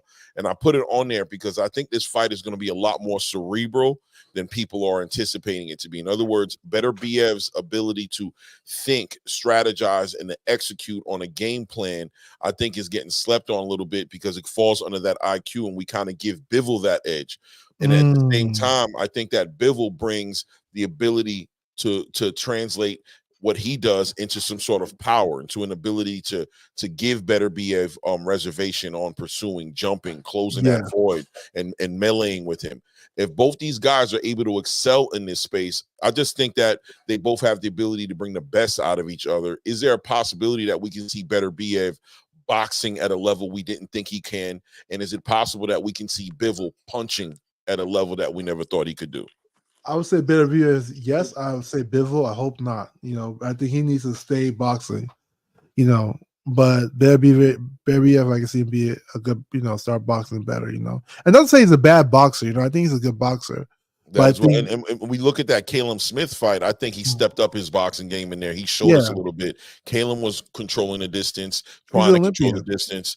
Now, Caleb is not Bivol, right? So we don't need to play that game. But we can say, right, we don't need to talk like that these two people are comparable, but I'm just going to say, I'm just trying to say that Caleb was trying to control the distance, and Beterbiev had to go in that toolbox, and he had to cut the ring off. He had to cover to clear the void, right? The void where the danger is at. He had to get in there, make things happen, and clearly he dominated Caleb Smith. Caleb wasn't even able to compete with him. Bivol's on a whole nother level, but once again, I think that was one of a few fights where we saw Beterbiev show more boxing than he normally does, and that amateur background that you brought up, well connected, started to come to the surface. So all those fights he had in his amateur to show, like, I've shown you guys one dimension of what I do.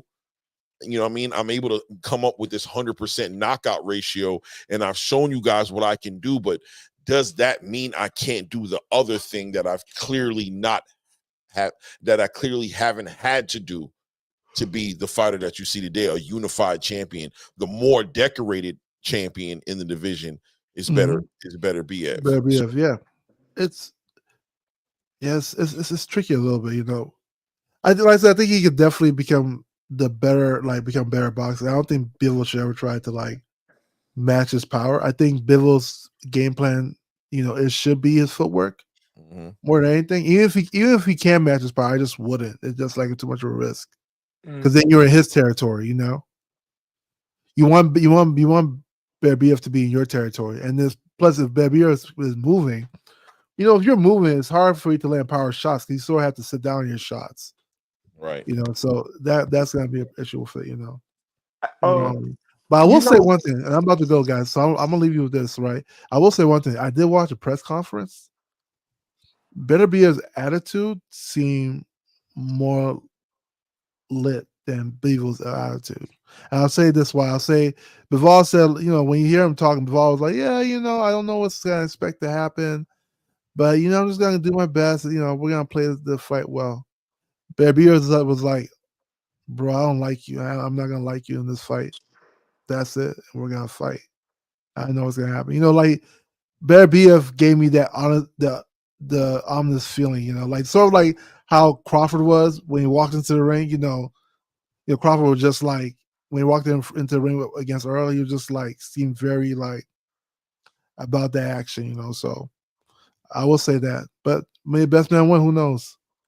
I'm out, guys. It was good chatting with you guys. Okay. No, great having you, Roxanne. I appreciate you, brother. Salute to the channel. Definitely.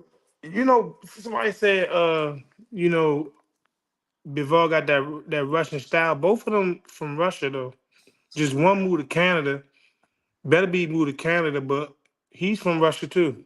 Yeah, so they're both from Russia. So what I mean is Soviet Union style. So like Majimov has a Soviet Union style where they do all these feints and it's sort of like fencing almost, where they're able to like jump in and out really quickly. And that style alone is by itself is really complicated to fight. Beterbiev doesn't really have that, even though he trained him, I'm sure, in this Russian style, but he doesn't really use his footwork the same way like Bivol does. Bivol really fences with his footwork, and which is what the Soviet Union fighters are always known for, like the way they like, you know, they'll be they do their feints in and outs, you know. Yeah, like a lot of them, even Karen Kundachin, whatever his name is, the fight boots, they all do that. They all have that same similar style. That's how Echo described Bivol the same way, like he's like a fencer. Yeah, it's from the Soviet Union. It's like a fencing style. I think actually when you look at like the Dominican Republic, you know how they're like great Olympians and stuff like that. It came from that Soviet style. I think they mixed the Soviet style and made parts from the American style. Salute Echo. I just sent it out. You know, salute for a minute, you guys. Yeah, it was hard for me to pick this fight because, like, I was saying, like, you know, a couple guys that was Beterbiev sparring partner, and all of them was saying like they never been hit that hard. Like Beterbiev hit his power is like on a whole nother level. You know, so they couldn't even find sparring partners for him. Like what's the guy named Claymore?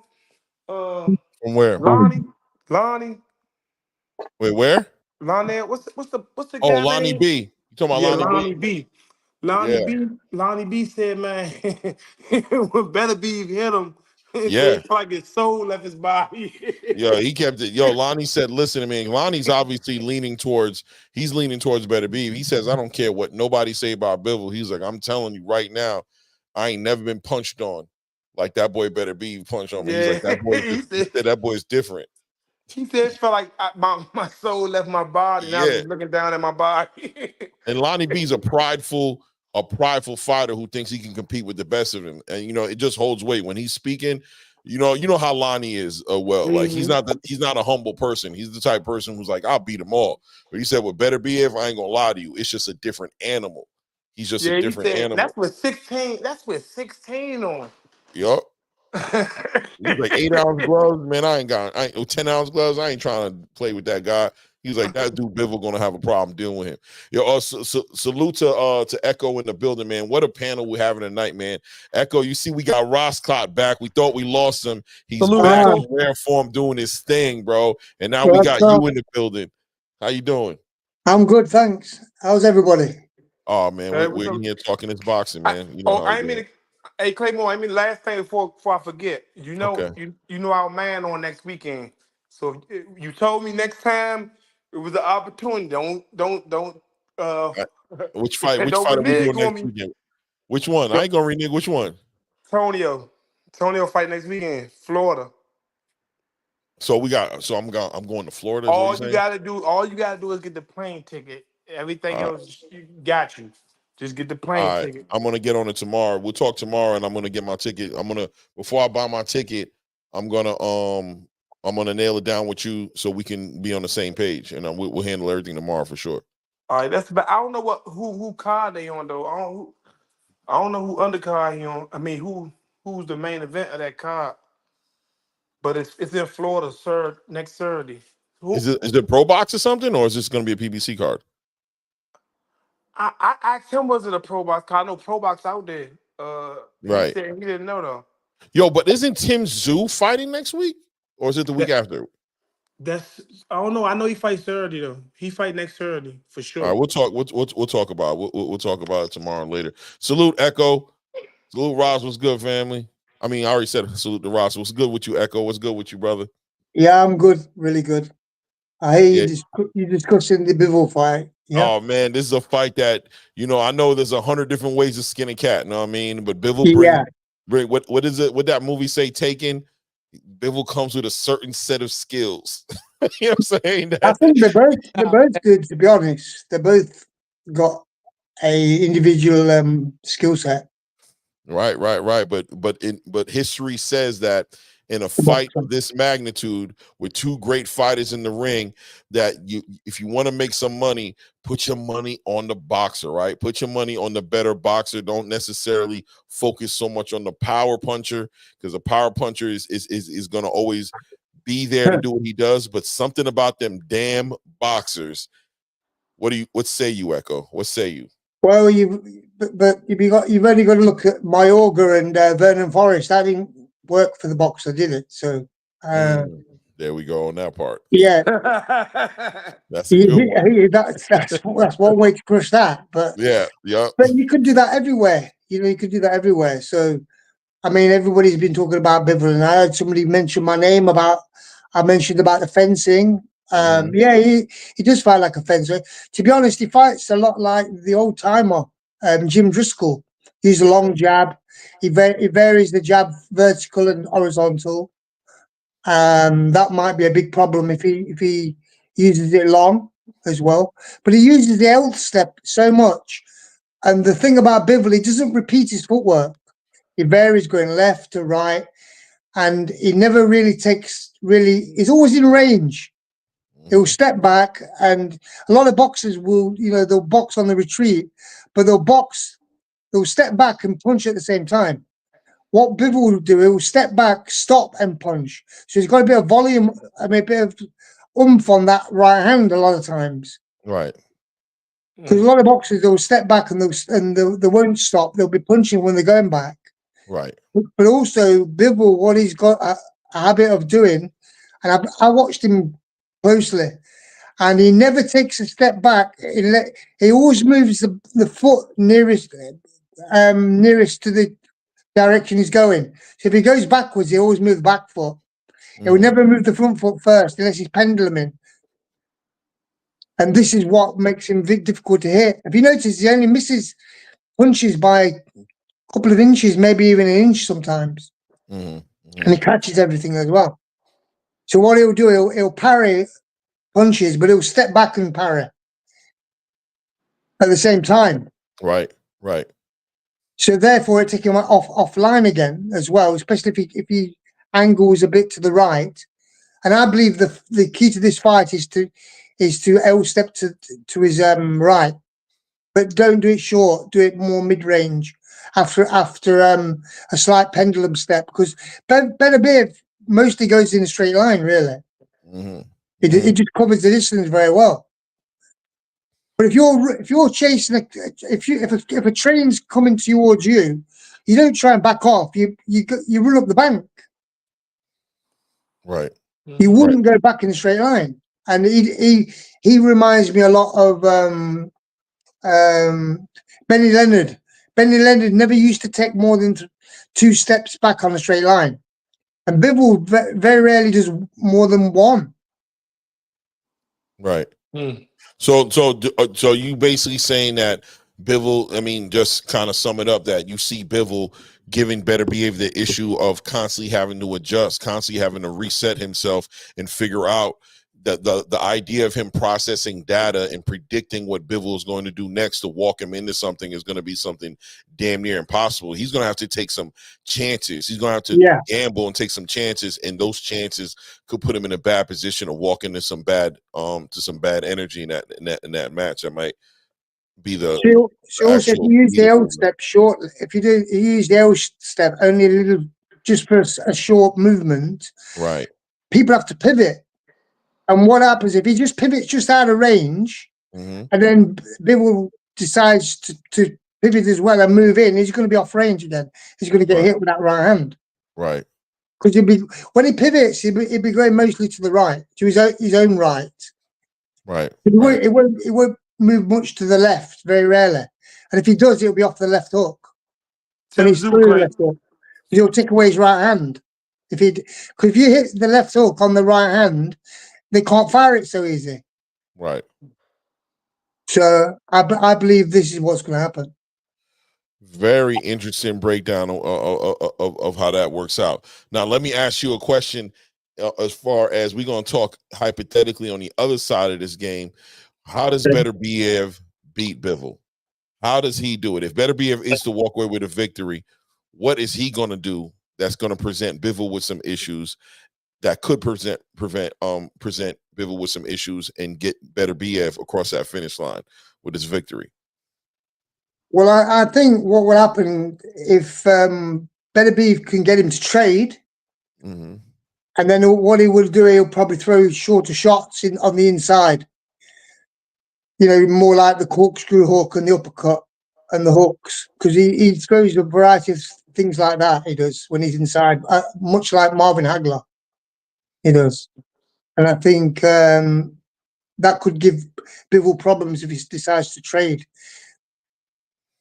How does he inspire him? Do you think like a campaign to the body, like really trying to slow down and take the wheels away from Bivol and his ability to move away that way by being effective, by punching at the biggest part of Bivol, which is his body, right? Because if he's moving around that way, that head is going to be hard to find. If he's trying to headhunt Bivol, it could be a hard night for him. But if he starts punching at what's available to him, which is in his body, punching at his chest, punching at his body, could he slow down Bivol enough to put him in a position to take advantage of a Bivol that is not as mobile as he is going into the match thinking he's going to be? You know, the thing is, Clay, if you watch the true body punchers, they always got their shoulders level with the target.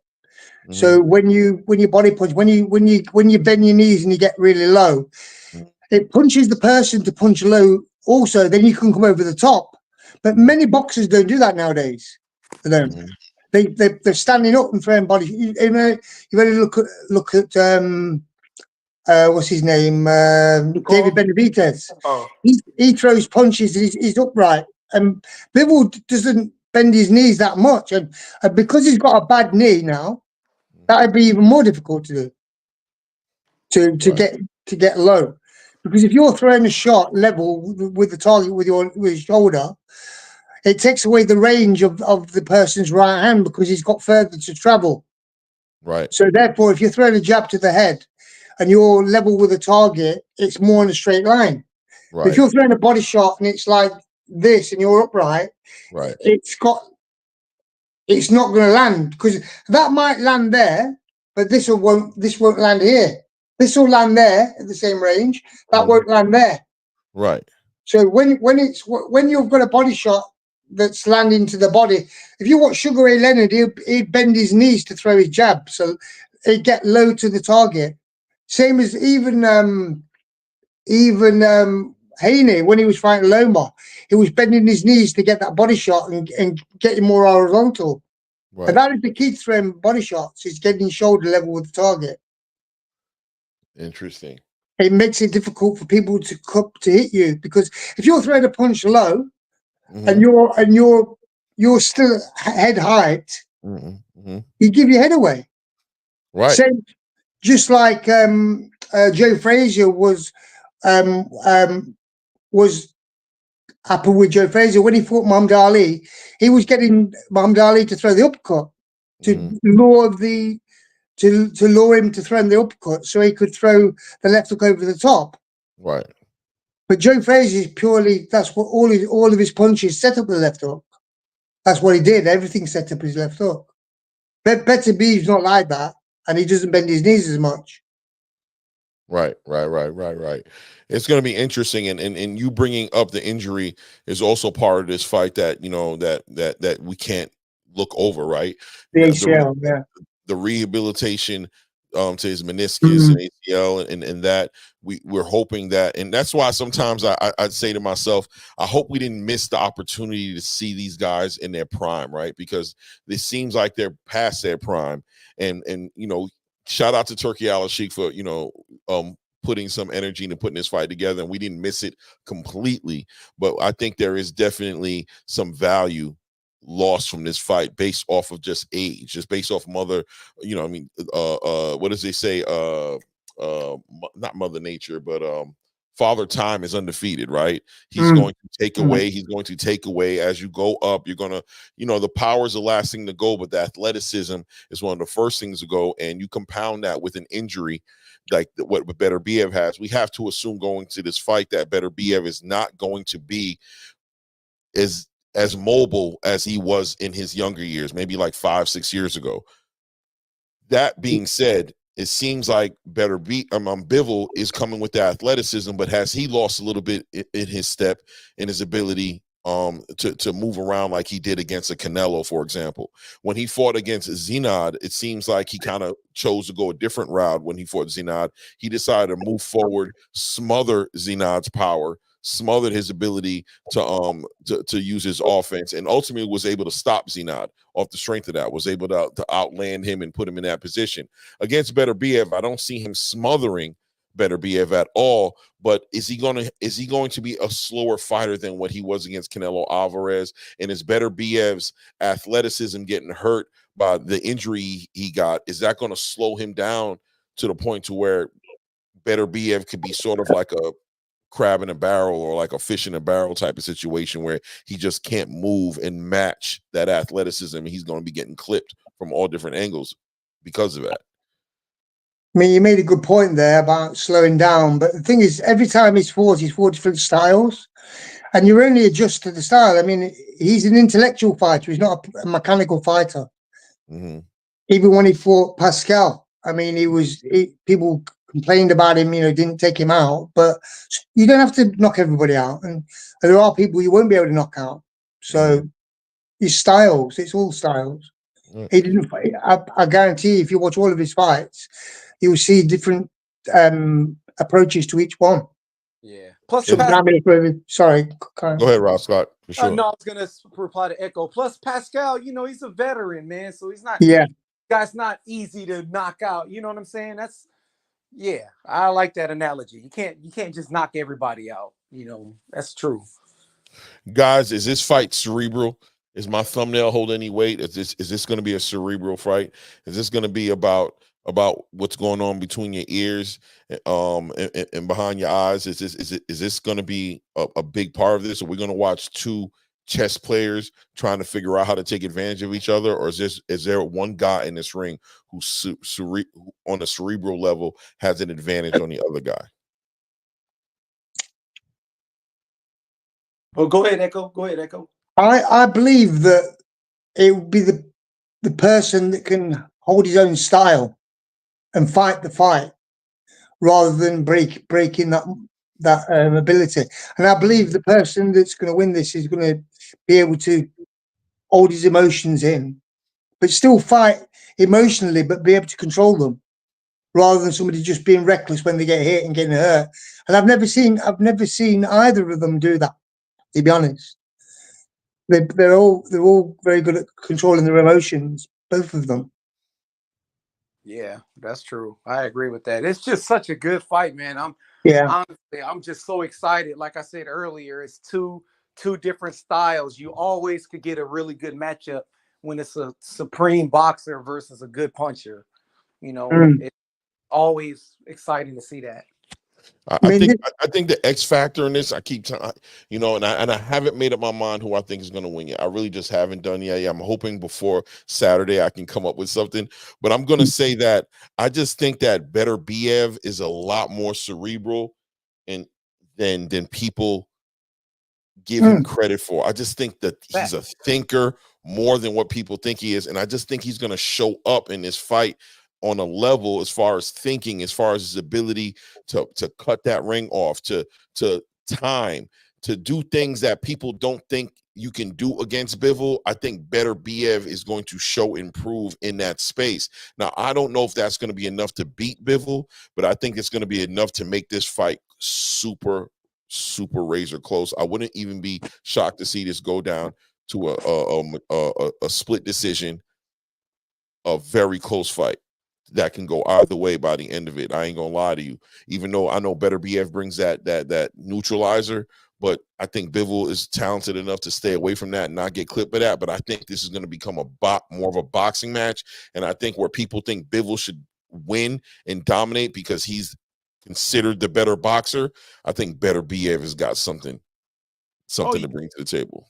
Beterbiev could box too. He just moved. People associate good boxing with always going off the back foot, but hey, throughout, man, there's a lot of good boxers that could go forward. That's why Pernell Whitaker versus Chavez is one of the best fights in the world.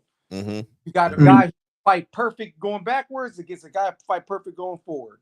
So it's a good fight for sure. Yeah, thinking about Whitaker, what he did to Greg Haugen, that was a very similar thing as well. He was going forward, he was sidestepping to his left, throwing the left hand.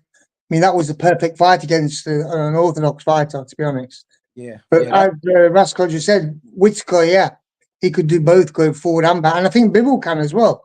Yeah, because in the Joe Smith fight, I think if he'd have put on the gas a bit more, he could have probably had him out.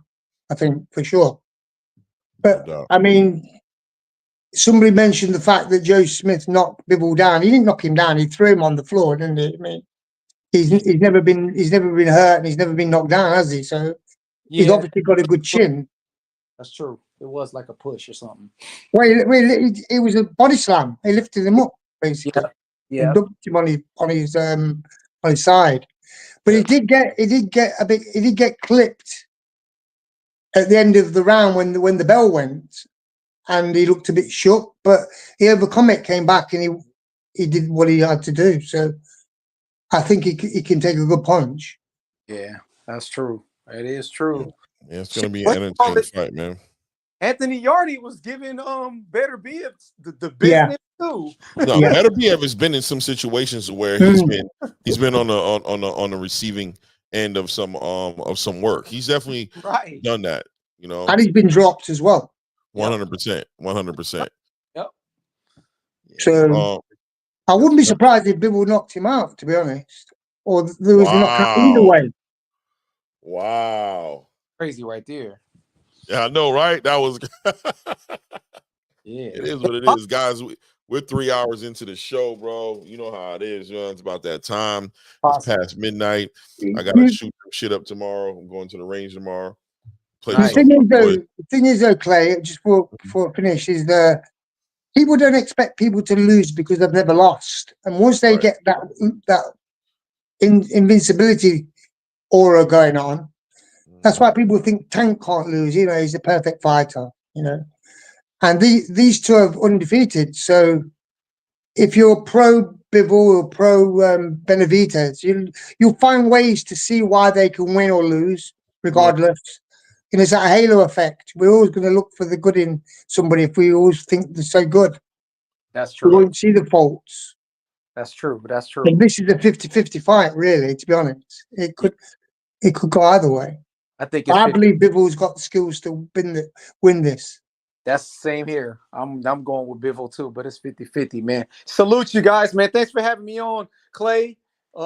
Thanks for having me on. Salute, Echo, and yeah, I haven't went nowhere, Clay, either. I was just taking a break from YouTube, but I'm back. All right, man. I'm gonna go as well. All of you have a great day, and we'll catch up again soon. Echo, yeah. I watched that fight today too, the McCauley. I watched it. Did you watch it? Good fight. Good fight. Brutal, isn't it? Yeah, they was. Hey, man, y'all, everybody in the chat, y'all gotta check out this freaking fight with what was his name? It was McCauley and Fidel Bessa. And Fidel Bessa. Oh my goodness. Anyway, salute, y'all. Salute. I'm gonna go look for it. No doubt, man. I appreciate you. Thank you, Roscoe. Have a good one. Echo, man. Great breakdown, bro. Great. Well, like I try and stand on my shield and just say the way I think it's going to win. I won't go out. I won't play both sides. I've just told you Bivol was going to win. So no, you said it. You've been saying it for a while. You've been saying it for a while. Yeah. So, but the thing is, I mean, I only believe this. I don't know this. We don't know anything. I believe this based on my analysis. That's all. Right. It's timing. If I'm wrong, I'm wrong. I'll come in back and say, I got it wrong. So. And listen, if you're wrong, that means it was a great fight, because one thing Bivol's gonna do is he's gonna perform, and he's gonna come with a top level game. And if Beterbiev is able to come out on top, that means we saw a very impressive Beterbiev. And as a fan of boxing, we win when we see fights like that. So that's why we want to see these fights. Whoever wins will fight the way they should. Basically, they'll be able to keep doing what they need to do to win. 100%. 100%. All right. Thank you. I appreciate you again, man. Soon. Yeah. Okay. Bye. Talk to you soon. Bye. Dub, what's good with you, family? Man, I just want to tell y'all my other phone went dead, so I had to grab my other phone. But no doubt. It was a good show, man. Good chopping up with y'all, man. No doubt. I appreciate you. You know how we carry it. I mean, who knows? Maybe tomorrow we'll do something. I don't know. I usually try to take one day off now, because lately I'm working every day with Blue, and then coming at night, it ends up being a real long day. But I appreciate you guys coming up on the panel, building, man. Really got some good input on this fight coming up this weekend. I wanted to talk a little bit about the Liam Parro and Richard Hitchins fight, and I wanted to talk a little bit about what Nick Ball did over the weekend. But it is what it is. You know what I'm saying? Tim do the main event too for that card. That's what it is, right? It's a Tim Tszyu card. That's what I thought. Yeah. Yep. That's what I figured it was gonna be. All right, man. Hit me, man. Tomorrow for sure. All right, family. Peace. All right, ladies and gentlemen. So no more days off. I know, right? What you taking to the range? I got me a FN 509 tactical here for boxing.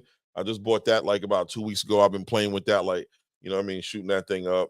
I got me an old school little 1911, full size 1911 that I've had for like over 17 years at this point. I think I'm gonna bring that, and I'm probably gonna bring the 30 out, the Glock 30 out. You know what I mean? That's the daily. Even though the daily now is the 509 tactical, but it'll be those 3 guns. Let off a couple rounds. It is what it is. You know what I mean? Here for boxing. Salute to all you guys, man. Rolling with the punches, man. Appreciate you being here in the channel. I don't know, guys. Also remember, if you haven't subscribed to the channel, I invite you to go ahead and do that as well. Make sure you hit the like button as well. Let's get the algorithm going. Appreciate you guys being here with me tonight, bro. Like Jay said, you could be anywhere in the world, but you're here with me, and I appreciate you guys, man. Salute. At this point, we out.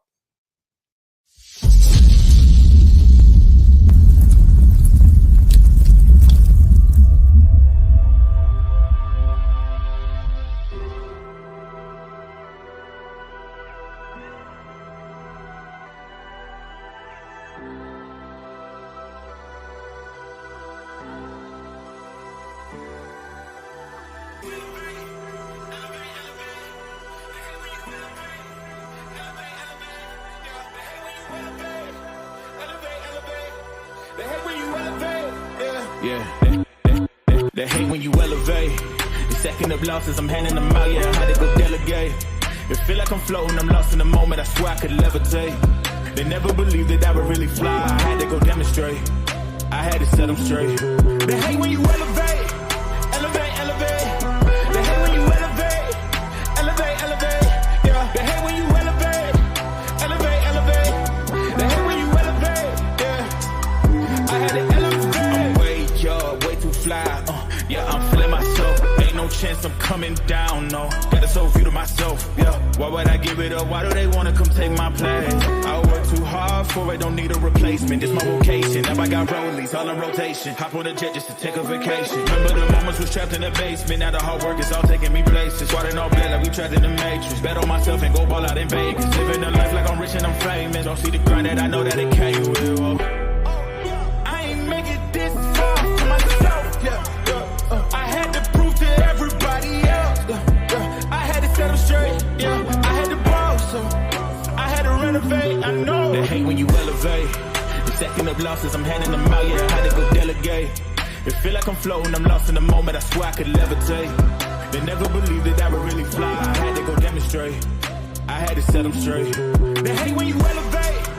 Elevate, elevate. They hate when you elevate. Elevate, elevate. Yeah, they hate when you elevate. Elevate, elevate. They hate when you elevate. Yeah, I had to elevate. Ooh, yeah, why they wanna bring me down? So much drip, yeah, I almost drowned in it. I can't come it down. Yeah, I'm way too fired up. I can't slow it down. Ooh, yeah. I see the flashing lights. Make sure the fashion right, yeah. I'm in my bag tonight, yeah. Ooh, I might just pull up before it. Watch out, the engine is roaring. It's too loud, you can ignore it. Yeah. This the highlight for the few. You could have it all, no need to choose. First, let me demonstrate how you can rise to the top. Yeah, I had to elevate, elevate, elevate, elevate. They hate when you elevate, elevate, elevate. Yeah, they hate when you elevate, elevate, elevate. They hate when you elevate. Yeah, I had to elevate.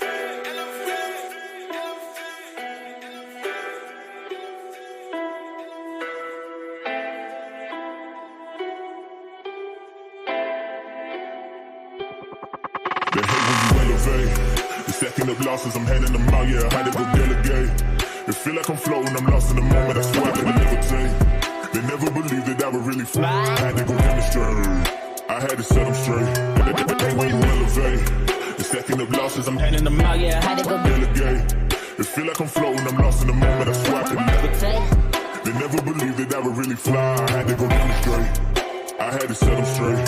They hate when you elevate.